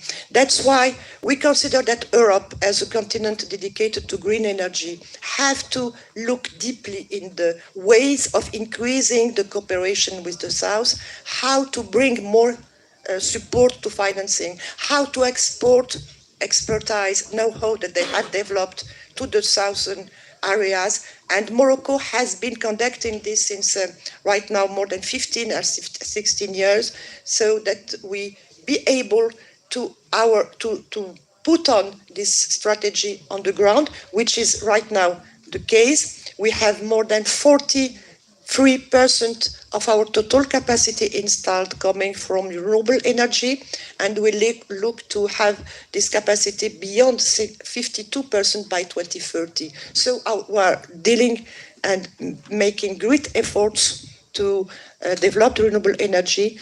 We will also introduce gas because we need this for very high intensive energy industries, and we are combining between the two and being total support of this energy transition for more greener energy. But gas is still there, and we have to be aware of it. Thank you very much. I don't know if you wanted to come in on my original question about the impact maybe the Trump administration will have on energy, or maybe if you want to talk about it more widely in terms of their general impact on EU and Morocco cooperation, or anything to respond to what Amina just said. En fait, je ne vais pas commenter ce qu'a dit Madame Amina. Elle l'a fait avec beaucoup d'énergie sur un sujet qui concerne l'énergie, bien entendu. Mais je reviendrai à un rapport que j'ai lu dernièrement qui est assez édifiant et assez intéressant par rapport à votre question aussi, peut-être d'une manière assez indirecte. C'est le rapport Draghi, où il a mis le doigt sur un certain nombre de priorités de l'Europe. Et ces priorités de l'Europe, ces nouvelles priorités de l'Europe, qui partent d'un certain constat. Le constat, bien entendu, que les 30 glorieuses sont derrière et que le contexte a beaucoup changé par rapport au commerce international, par rapport à la sécurité, par rapport à la gouvernance. Et ce rapport a pointé aussi du doigt des axes extrêmement importants, peut-être qui sont revenus dans plusieurs interventions auparavant. Et je me rappelle, Madame Maria avait parlé de l'innovation. Et je pense l'un des sujets peut-être qui est assez important sur lequel nous pouvons travailler ensemble, c'est l'innovation. Il y a cette jeunesse, il y a cette intelligence, il y a cette créativité qu'il va falloir mettre ensemble pour relever les défis. Il y a des défis sérieux. On parle de l'intelligence artificielle, on parle de décrochage par rapport à cette thématique extrêmement importante et qui concerne pratiquement toutes les sociétés, encore plus l'Union européenne. Et je pense que le sentiment aujourd'hui, il est très très fort qu'il y a un certain décalage par rapport au niveau de l'évolution dans certains pays, particulièrement les États-Unis et la Chine, et par rapport à ce qui se passe en Europe. La relation du Maroc avec l'Europe, elle est plus que, je veux dire, des relations historiques ou économiques. Bien qu'au niveau économique, effectivement, c'est très très important. 60% de nos échanges se font avec l'Europe. Mais aussi, tout ce qui se passe en Europe, forcément, a de l'impact sur le Maroc. Et je pense que des sujets aussi importants que l'innovation, que la sécurité, que la migration, que l'investissement, sont des sujets sur lesquels nous pouvons travailler ensemble et qui peuvent faire en sorte que le Maroc puisse, c'est une tête de pont par rapport à l'Afrique, puisse aussi offrir tous les atouts par rapport à l'Europe de pouvoir réduire ce fossé qui est en train de se creuser et peut-être même se mettre à niveau. Je pense qu'il y a une prise de conscience de part et d'autre sur ces thématiques d'une très très grande importance. Et je crois que au-delà de l'aspect économique ou bien de la dimension économique ou technologique ou industrielle, il y a des aspects beaucoup plus importants sur lesquels peut-être que le travail en commun permettra cette symbiose, surtout au niveau culturel, au niveau des droits de l'homme, au niveau des valeurs. Je pense que l'Europe a été toujours le berceau, l'Europe a toujours défendu, comme le Maroc d'ailleurs, les valeurs universelles. Et je pense qu'il va faire la différence entre les différentes sociétés, c'est la défense de ces valeurs. Et la défense de ces valeurs exige que nous soyons forts, exige qu'il n'y ait pas ce fossé par rapport à tous les autres aspects. Et je pense que si on travaille sur ces aspects que j'ai évoqués tout à l'heure, Amina Ben Khadra parlait de développement durable, le côté développement de l'industrie, la sécurité énergétique, la sécurité alimentaire, la sécurité au niveau des médicaments, et le Covid a montré toutes les défaillances de nos systèmes par rapport à comment assurer cette sécurité. Je pense qu'il y a des pistes extrêmement prometteuses par rapport à cette collaboration. Parce que le Maroc, en fait de compte, n'est pas uniquement tête de pont de l'Afrique, mais aussi, vous savez que le Maroc est un pays qui a une position extrêmement importante aussi au niveau du monde arabe. Donc c'est une porte aussi par rapport au monde arabe, par rapport à plus d'une vingtaine de pays au niveau du monde arabe.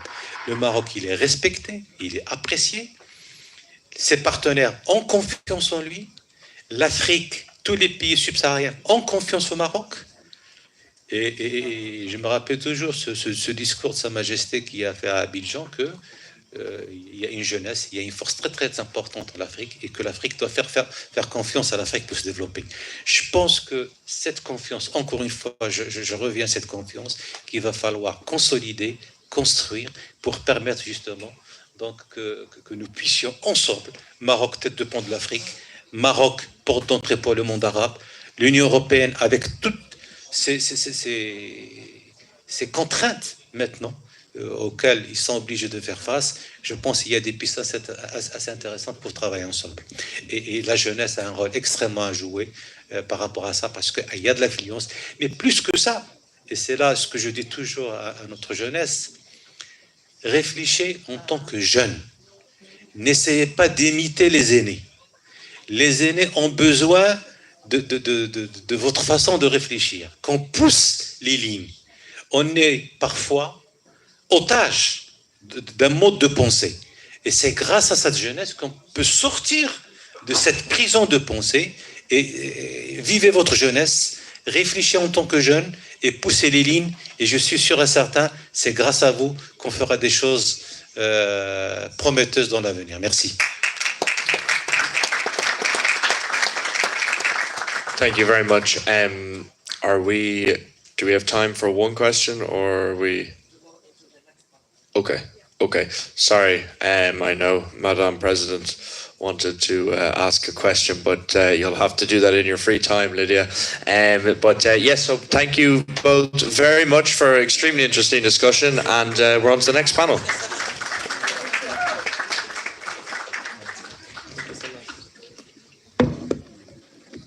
Thank you, Mrs. Amina Ben Khadra. Thank you, Mr. Anis Biro. I won't take much of your time. We go directly to the next panel about the perspectives on EU-Mediterranean relations. Please welcome on stage Mr. Daniel Doto and Mr. Tommy Hahtinen. Sorry for your name if I misspelled it. Thank you.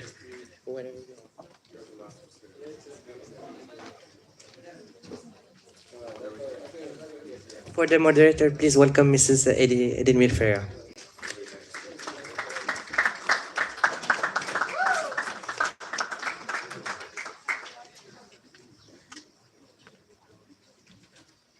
You hear me well? Well, I have to thank my colleagues because they know that I like challenges. So, like having the last panel before lunchtime with a little bit of time, but I'm sure that we will get the best out of it. So thank you very much to all of you for being here, and I think that we can start. So welcome to our panel discussion on the perspectives on EU-Mediterranean relations. As my colleague said, I'm Edelmira Ferrer, Vice President of YEPP, of the Youth of the EPP, and I will be moderating the session today. We are honored to have with us here today Daniel Dotto, Deputy Head of Delegation of the European Union, and also Tommy Hattunen. You have to excuse me about your last name. I've tried to pronounce it many times, but I don't think that it's getting better. Who is the Executive Director of the Wilfred Manter Center, for European Studies, as you may know, the think tank of the EPP. I think I'm going to start with you, Daniel, today, if you don't mind. And I would like to ask you, Daniel, as the Deputy Head of Delegation of the European Union, if you can also tell us, a little bit more about your job in here. But how do you see the new portfolio on the Mediterranean influencing EU policies and engagement in the region? Obviously, it's not working. Now it is. No, thank you very much. Shukran bezef. Merci beaucoup à toutes et tous. Actually, I would start by challenging the title of the conference, saying connecting European and Mediterranean perspectives. Actually, these perspectives are connected for thousands of years. Starting with, we have had over time, obviously, navigators, philosophers, persons, traders. I mean, just think about it, from ancient Greece, Romans, Phoenicians, Carthaginians, Berbers, all the people around the shores have been living together, evolving together, and I really use the word evolving because it means that who we are today and what we are today is not at all coincidental. And if we have managed around the Mediterranean to develop a common identity within our diversity, it is thanks to these thousands of years of joint partnership. And we always had the same perspective, which is to make this space of water probably the richest space of water on the planet, not only because there were fishes, but because we could create this trade. And we always had this common interest, this common perspective, which was to evolve together and really improve the wealth of our societies together. And now, of course, coming back to more directly to your question on the perspectives, I would say that the first point that we have here is that the perspective and the cooperation between the shores of the Mediterranean is not an option. It is something that we need to have. It is a must for all of us. And this, I think, is at the core of what we have, what President von der Leyen had in mind when she created this new portfolio for the Mediterranean. There's a new commissioner for the first time in the history of the European institutions. There's also a new department that is being created, DG MENA, that will start its life tomorrow morning. Not sure that on Saturday morning people will go to the office to have the MENA title on it, but say as of Monday, this new department will start working. And the department and commissioner have a very clear focus on the region. And this reflects really the decision that is strategic to place the region high on the agenda of its external policy agenda. It is something that is important. We have worldwide challenges, we know them, but this one is of particular importance. We want to continue developing the relations towards something that is more structured, and we want to take account of the aspirations of the region, but also, very importantly, it is to fight together the fights that are worth being fought. And on this one, I would pick up one. I have a lot of notes, but I will not go through all the notes. We don't have time. But there's one. If there's one thing that we really need to pick up in common, it is the fight against climate change in the Mediterranean.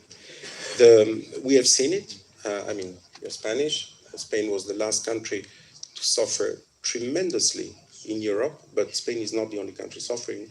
We have seen incredible water spouts, fires, heat waves, droughts, cyclones in Europe, in Spain, in this region, and floods. Totally contradictory. This country, is living its 7th year of drought. I was myself in the desert mid-September. There were floodings. So something wrong is happening, we know it. The south of Europe has experienced these extreme events in 2024, which is only doing one thing. It's confirming that the Mediterranean is at the forefront of a transformation that risks, unfortunately, to become the normality. So it's fight against climate change, but adaptation is the other thing. After the Arctic, the Mediterranean area is the most affected in the world by climate change. Mare Nostrum, which is our seas, our shores, is warming up 20% faster than any other sea in the world.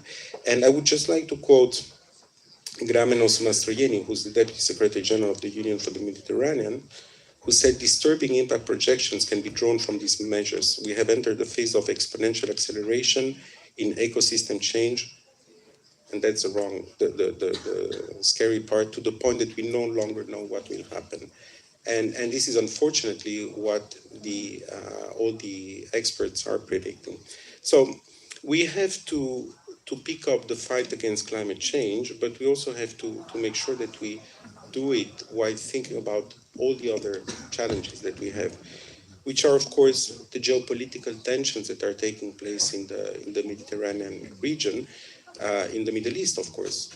Needless to mention the situation in Gaza, North Africa, the Sahel region, which trigger also a number of other challenges, such as terrorism, organized crime, that is including human trafficking and irregular migration. So all these elements, combined with the fact that there are other actors that are less traditional than the one that the Mediterranean knows, are entering the scene.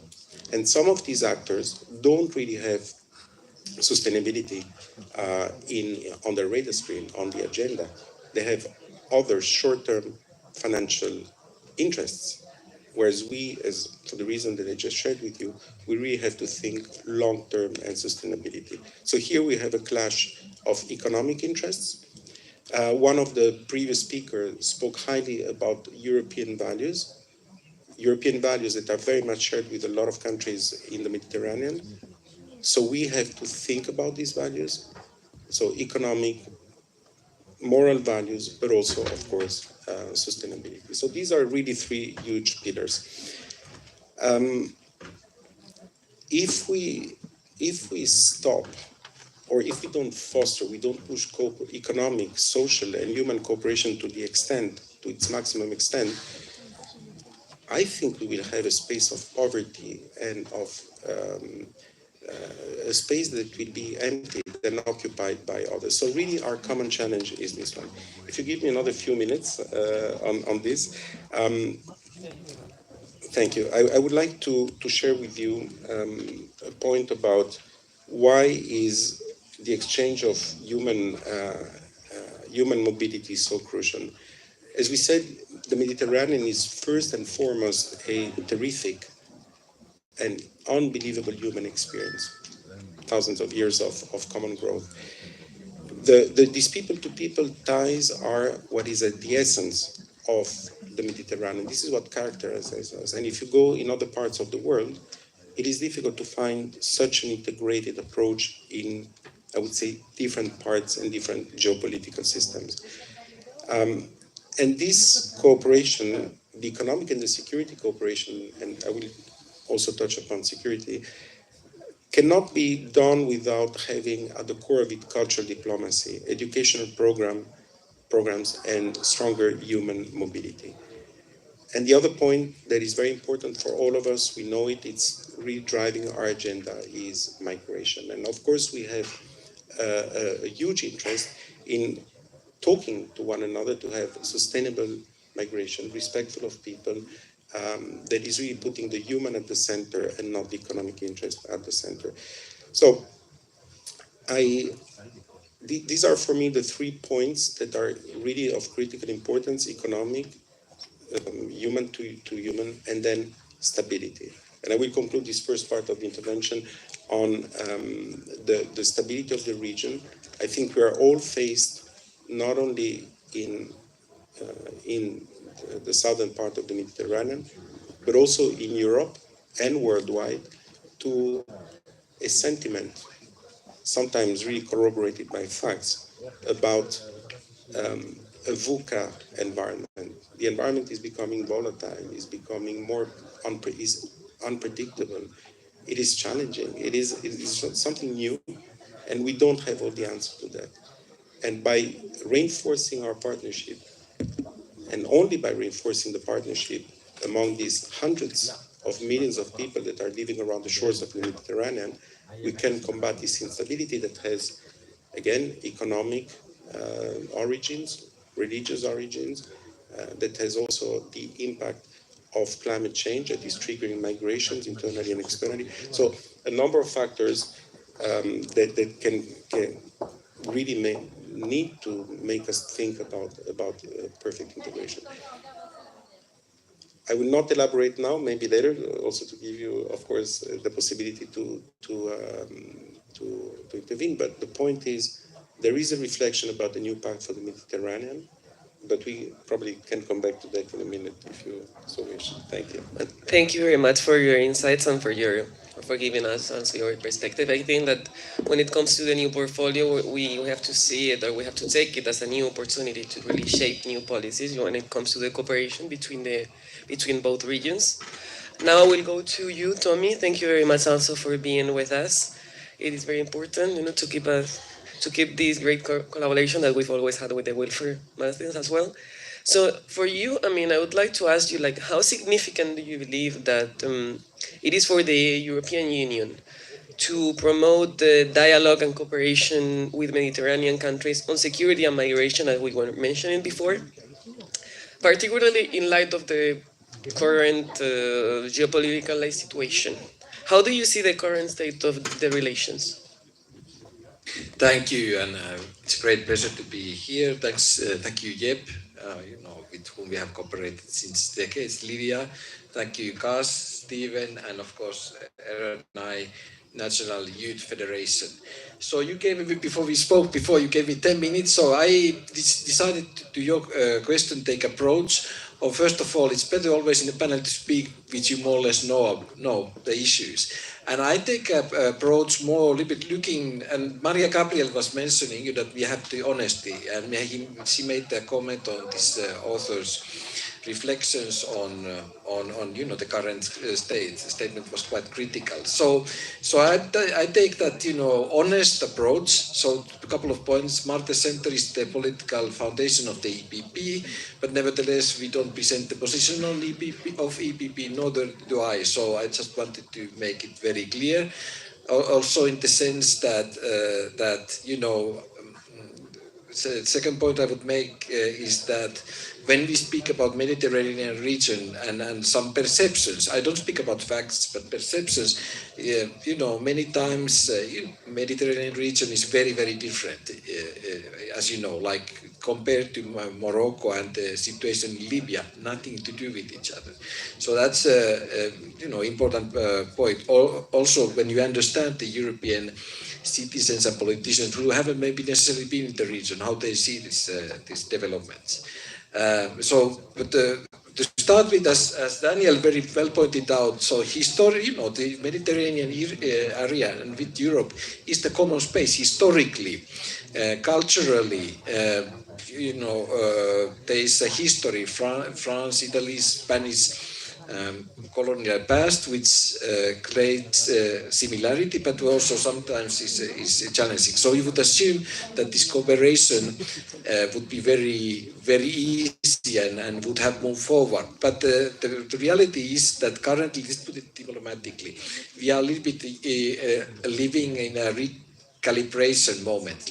The expectations in the both sides have not been exactly what we assumed 10, maybe 15 years ago. And there's several reasons for that. From the European side, the crucial moment for that expectation was what we call, I don't know how you frame it in here, but the Arab Spring, the spring generation, Arab revolutions, all the evolutions. So for Europeans, that moment was seen at that moment as a continuation of the changes in Central and Eastern Europe, and at that time as a follow-up to this Fukuyama's end of history thinking, so that the expectation would be that there would be rapid development in North Africa, Mediterranean regions to democracy and also economically. And there were changes, but in many senses, and there was engagement also from the EPP,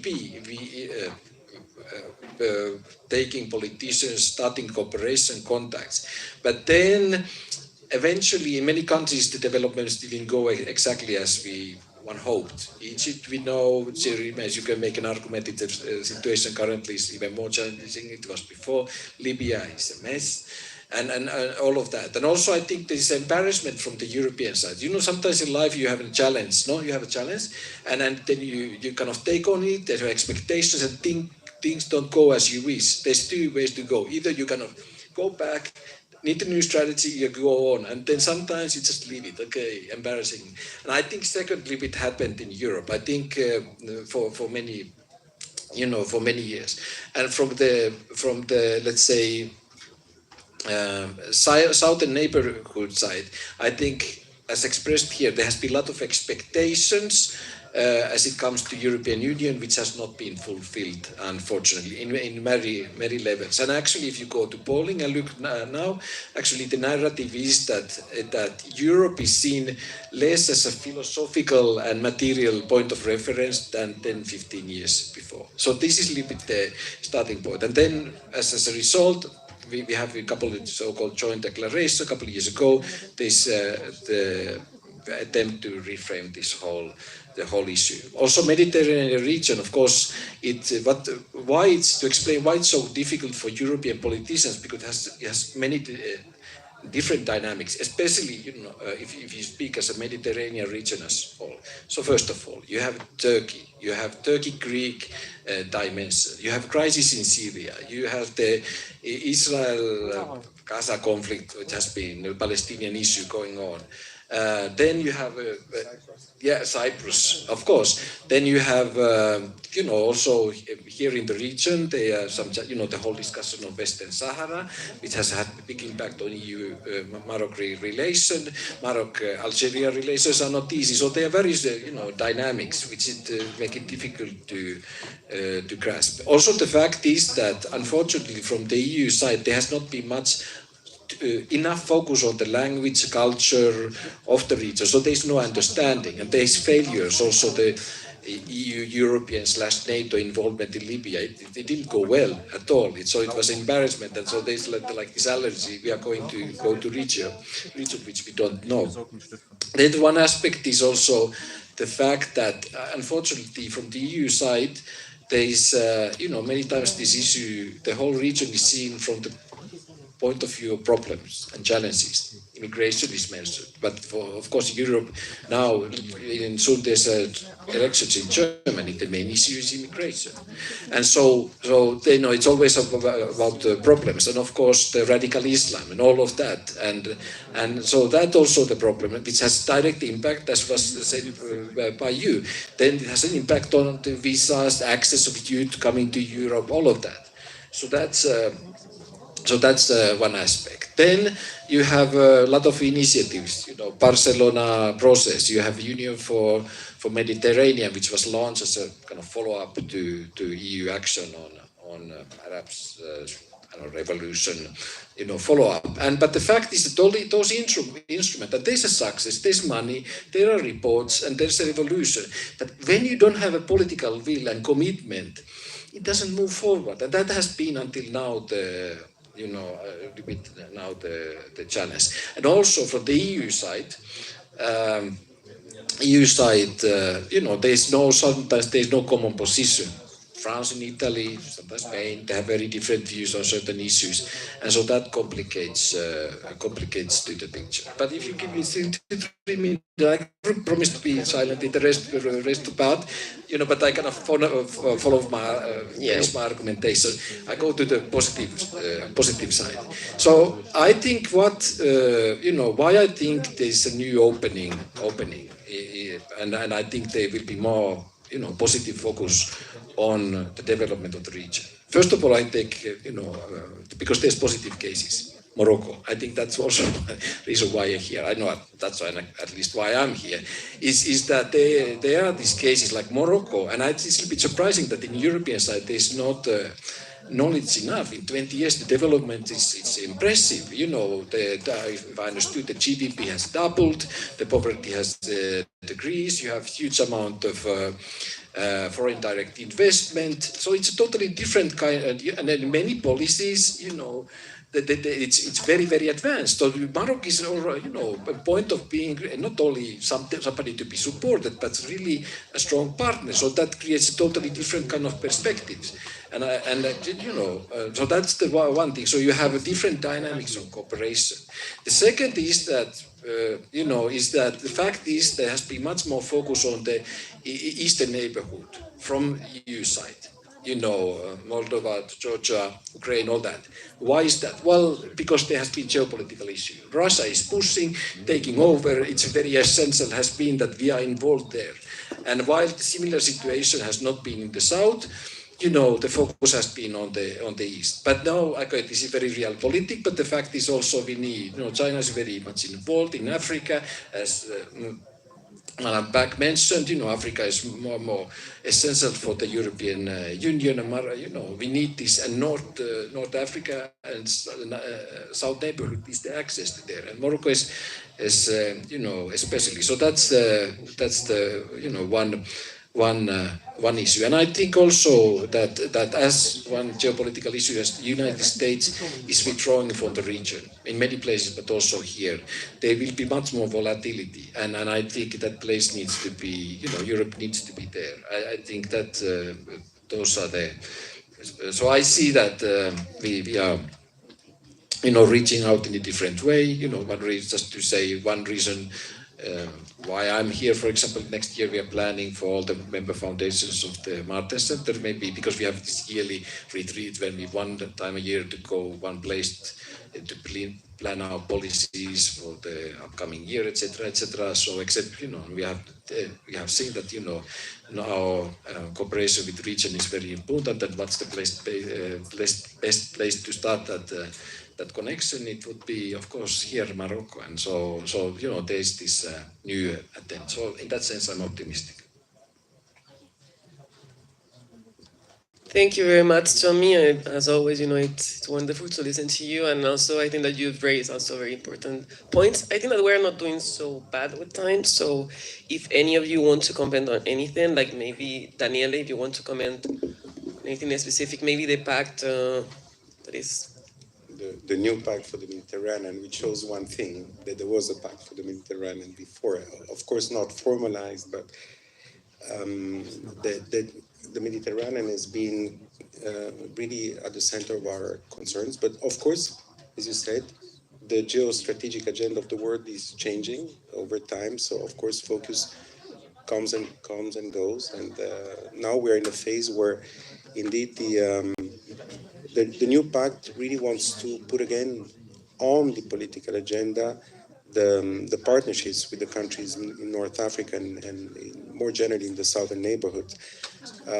We don't have the pact, okay? So I cannot tell you what it will contain, and I think that, as we were commenting before, that will give you a great opportunity to put forward your ideas, your reflections, because this is work in progress at the moment.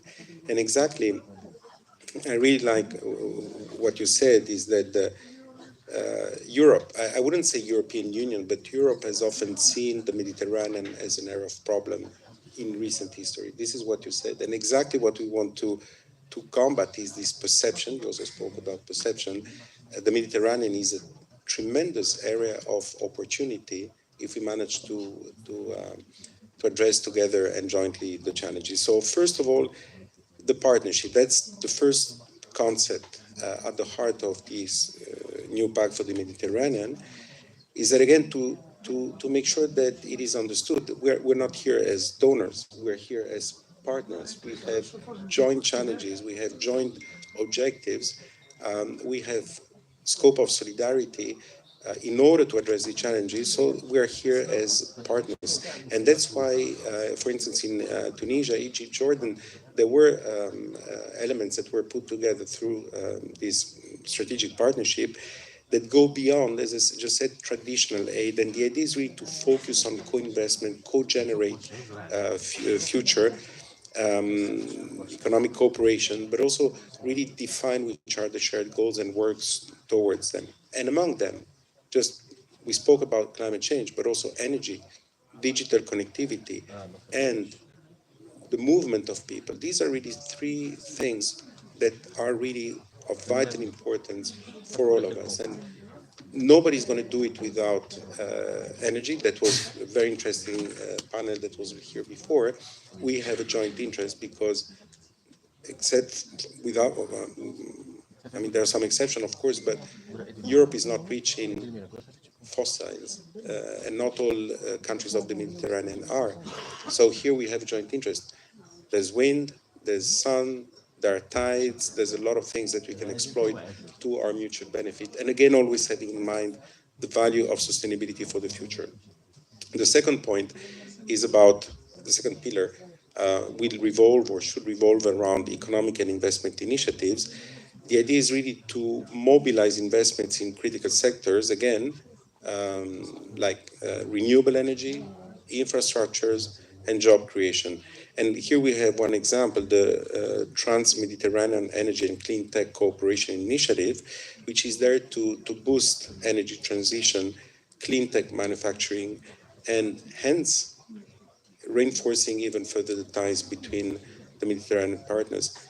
So again, the idea is to address several challenges in one: economic growth, but a sustainable growth, i.e. decarbonation and improved security energy. And I think Europe is so well placed, but not only Europe, to witness what energy dependency means.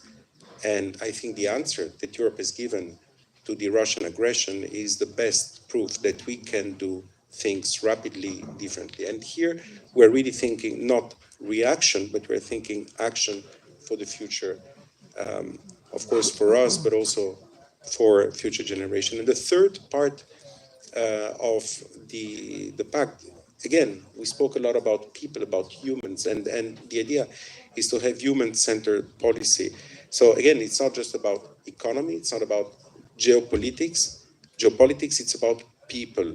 And when we talk about people, what does it mean? It means to work together on education, on youth employment.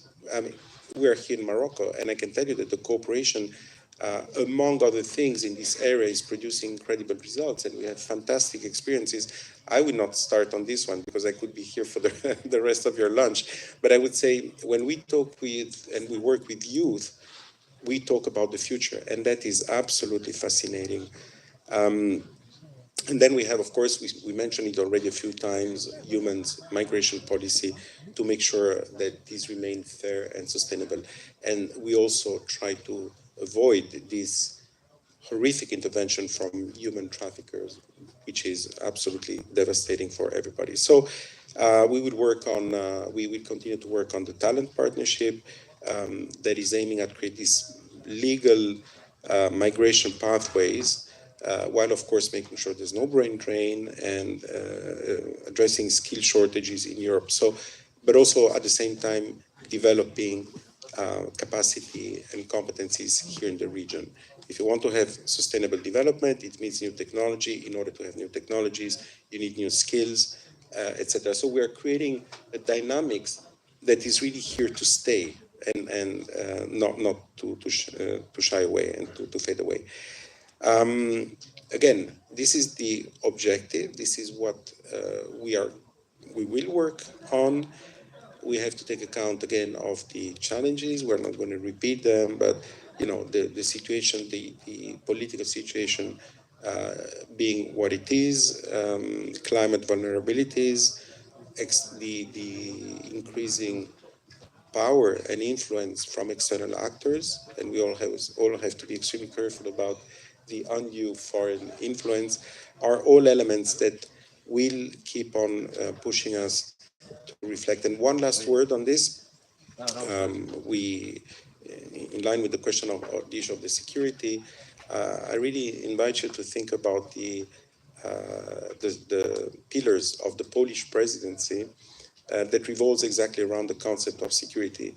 And security, human security, food security, energy security, the security of our borders, and so on. So this is really a very positive way to look at how to address the challenges. Is the global issue is stability, security of our region. Thank you. Thank you. Once again, thank you very much. I think that you've mentioned something that to me is particularly important, that we have an opportunity when it comes to the new pact. We can take it as an instrument to tackle many, many, many different topics. So thank you very much once again. And Tom, if you have also, if you want to make any additional comments, and then we will have a few minutes maybe for questions.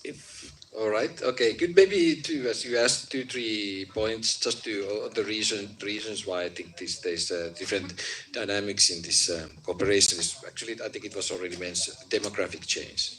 What we will see now in upcoming 5 years is that my guess is 2 realizations. First of all, that it relates to European EU member states public finances and that discussion, but related to that is the real impact of demographic change. What we are already seeing is increasing competition between EU member states on reaching out for qualified, not only qualified workforce, but students, young people to come to Europe in perspective of the demographic profile. That has already that will be competition. European Commission is engaging that. Some of the member states are very active on that. And in that retrospect, what was mentioned here, the limits and difficulties with visas, short-term visas for young people, it doesn't make sense from a European point of view. So I think there will be this actually pull factor will kick in upcoming years. Whether or not then it become a brain drain issue for Morocco or for the region, that's a different challenge to sort out. But I think there will be a change. Second point about maybe in case of Morocco it's not so relevant, but I think it is cooperation and conditionality. I think there will be a new balance on that, or many. That's my guess in the long term. I think there is this competitiveness and the impetus in order to have real economic results and move forward will become more important. It doesn't mean that we are abandoning values and principles, but I think it becomes more domestic issue in the EU. So that gives, not Morocco's case, that's not really a big issue, but some other cooperation it may have a impact which may facilitate things. And maybe final point that this is more like intra-EU comment, but has implications to this cooperation is that as we are, I think, despite the EU's domestic challenges, there is this real drive, attempt to have a more bigger global role. It's a little bit cliche, but I think that will be the reality, especially as we see how US is now profiling itself, in many aspects. And the point there is that now there's a lot, for example, developing foreign policy, but especially defense and security aspect. There is a lot of discussion about that.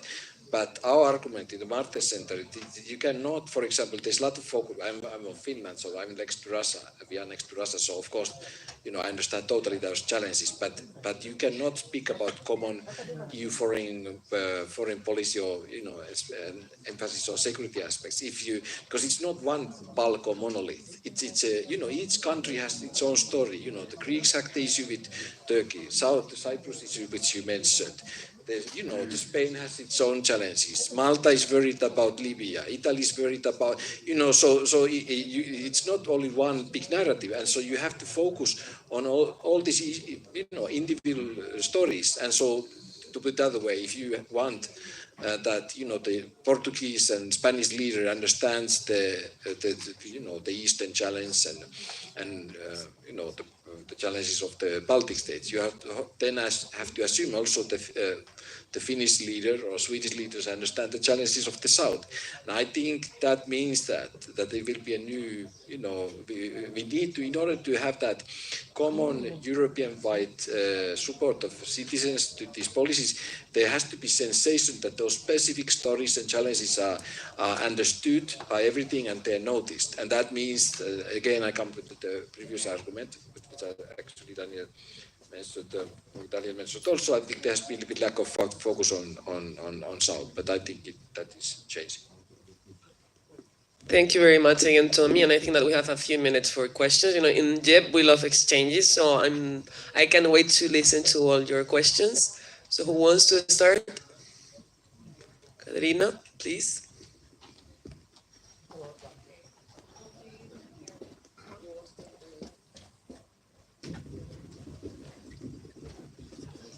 Thank you. So I'm Katerina from Cyprus. Thank you so much for the really interesting discussion.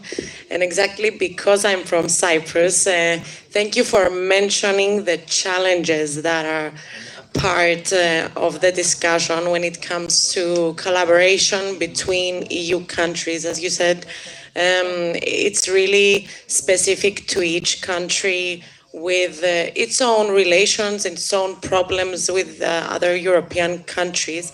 However, I do believe when it comes to the energy sector, it's really important to collaborate with each other. And there remain more actions definitely should be taken also by Europe's side if we want to foster more collaborations both with Morocco, other countries, as well as in between us. So I'd like to know your perspective when it comes to bridging these gaps and increasing the connection with Europe and the Mediterranean. Thank you.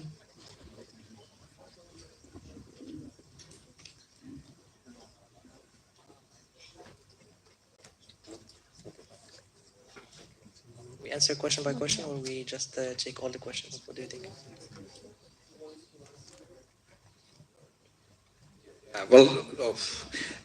Indeed, I think the current developments, speaking about Cyprus, it's a pity for various reasons what is happening now, Israel, Gaza, all that, because that totally undermines the possibilities what you have now. You have the development of Cyprus, Israel, and Egypt, and that, and I think that gives. That gives a lot of opportunities, especially as the production of the cheap energy is a challenge, and I totally agree on that. But I think that Commission is focusing on that. But obviously, as those relations now are under stress, it's also because Israelis and Egypt, obviously, everything is now halt and wait that the situation resolves and then restart in half year, 1 year. But I think from the Commission side, I have understood that there is readiness to engage, for various reasons, not least for the economic. Thank you, Tommy. If you also want to. Well, yes, as we said, energy is critical to everything, and we don't have in Europe a lot of. We don't have. We are working on the renewable. We don't have fossils, so the program of vision that was launched years ago to have a clean Europe is something that we're sharing with the other parts of the Mediterranean. For having been dozens of times in my life to Cyprus, to Malta, and to other countries in the Mediterranean, I think these are amazing laboratories because you have everything. It's a relatively small islands with wind, sun, and everything, to be the laboratory to show that you can have a different sustainability model. And the challenge is that while European countries such as Cyprus, Malta, and others, but of course also the Scandinavians and other countries are changing their model, we do it together with the other parts of the Mediterranean, because otherwise we're just moving away our problems to other countries. Our challenges are sorted out, say, okay, we have a renewable, but if we don't collaborate with the other shores of the Mediterranean, as I mentioned in the beginning, we will have exactly the same problems, because the Mediterranean, we keep on warming up. There will be a lot of waste going all around the place, and this is going to have an impact on everybody, hence on the sustainability. So absolutely, energy cooperation is absolutely vital, and this is really one of the pillars of the action of the EU, as you know, but also of our cooperation here. And by the way, since we're in the country, I can share we are doing a lot with Moroccan authorities on this very topic. With Morocco, we have signed the first green partnership outside with a foreign country, and that was with Morocco. That was 2 years ago, now 3. We have signed this agenda for sustainable and joint development of a green agenda, the partenariat vert. So it means that we can do it, and we think this is a model that we can export to others. We meaning jointly EU, Morocco, of course. Thank you very much again, Daniele. I don't know if we have time for one more question. I see some hands.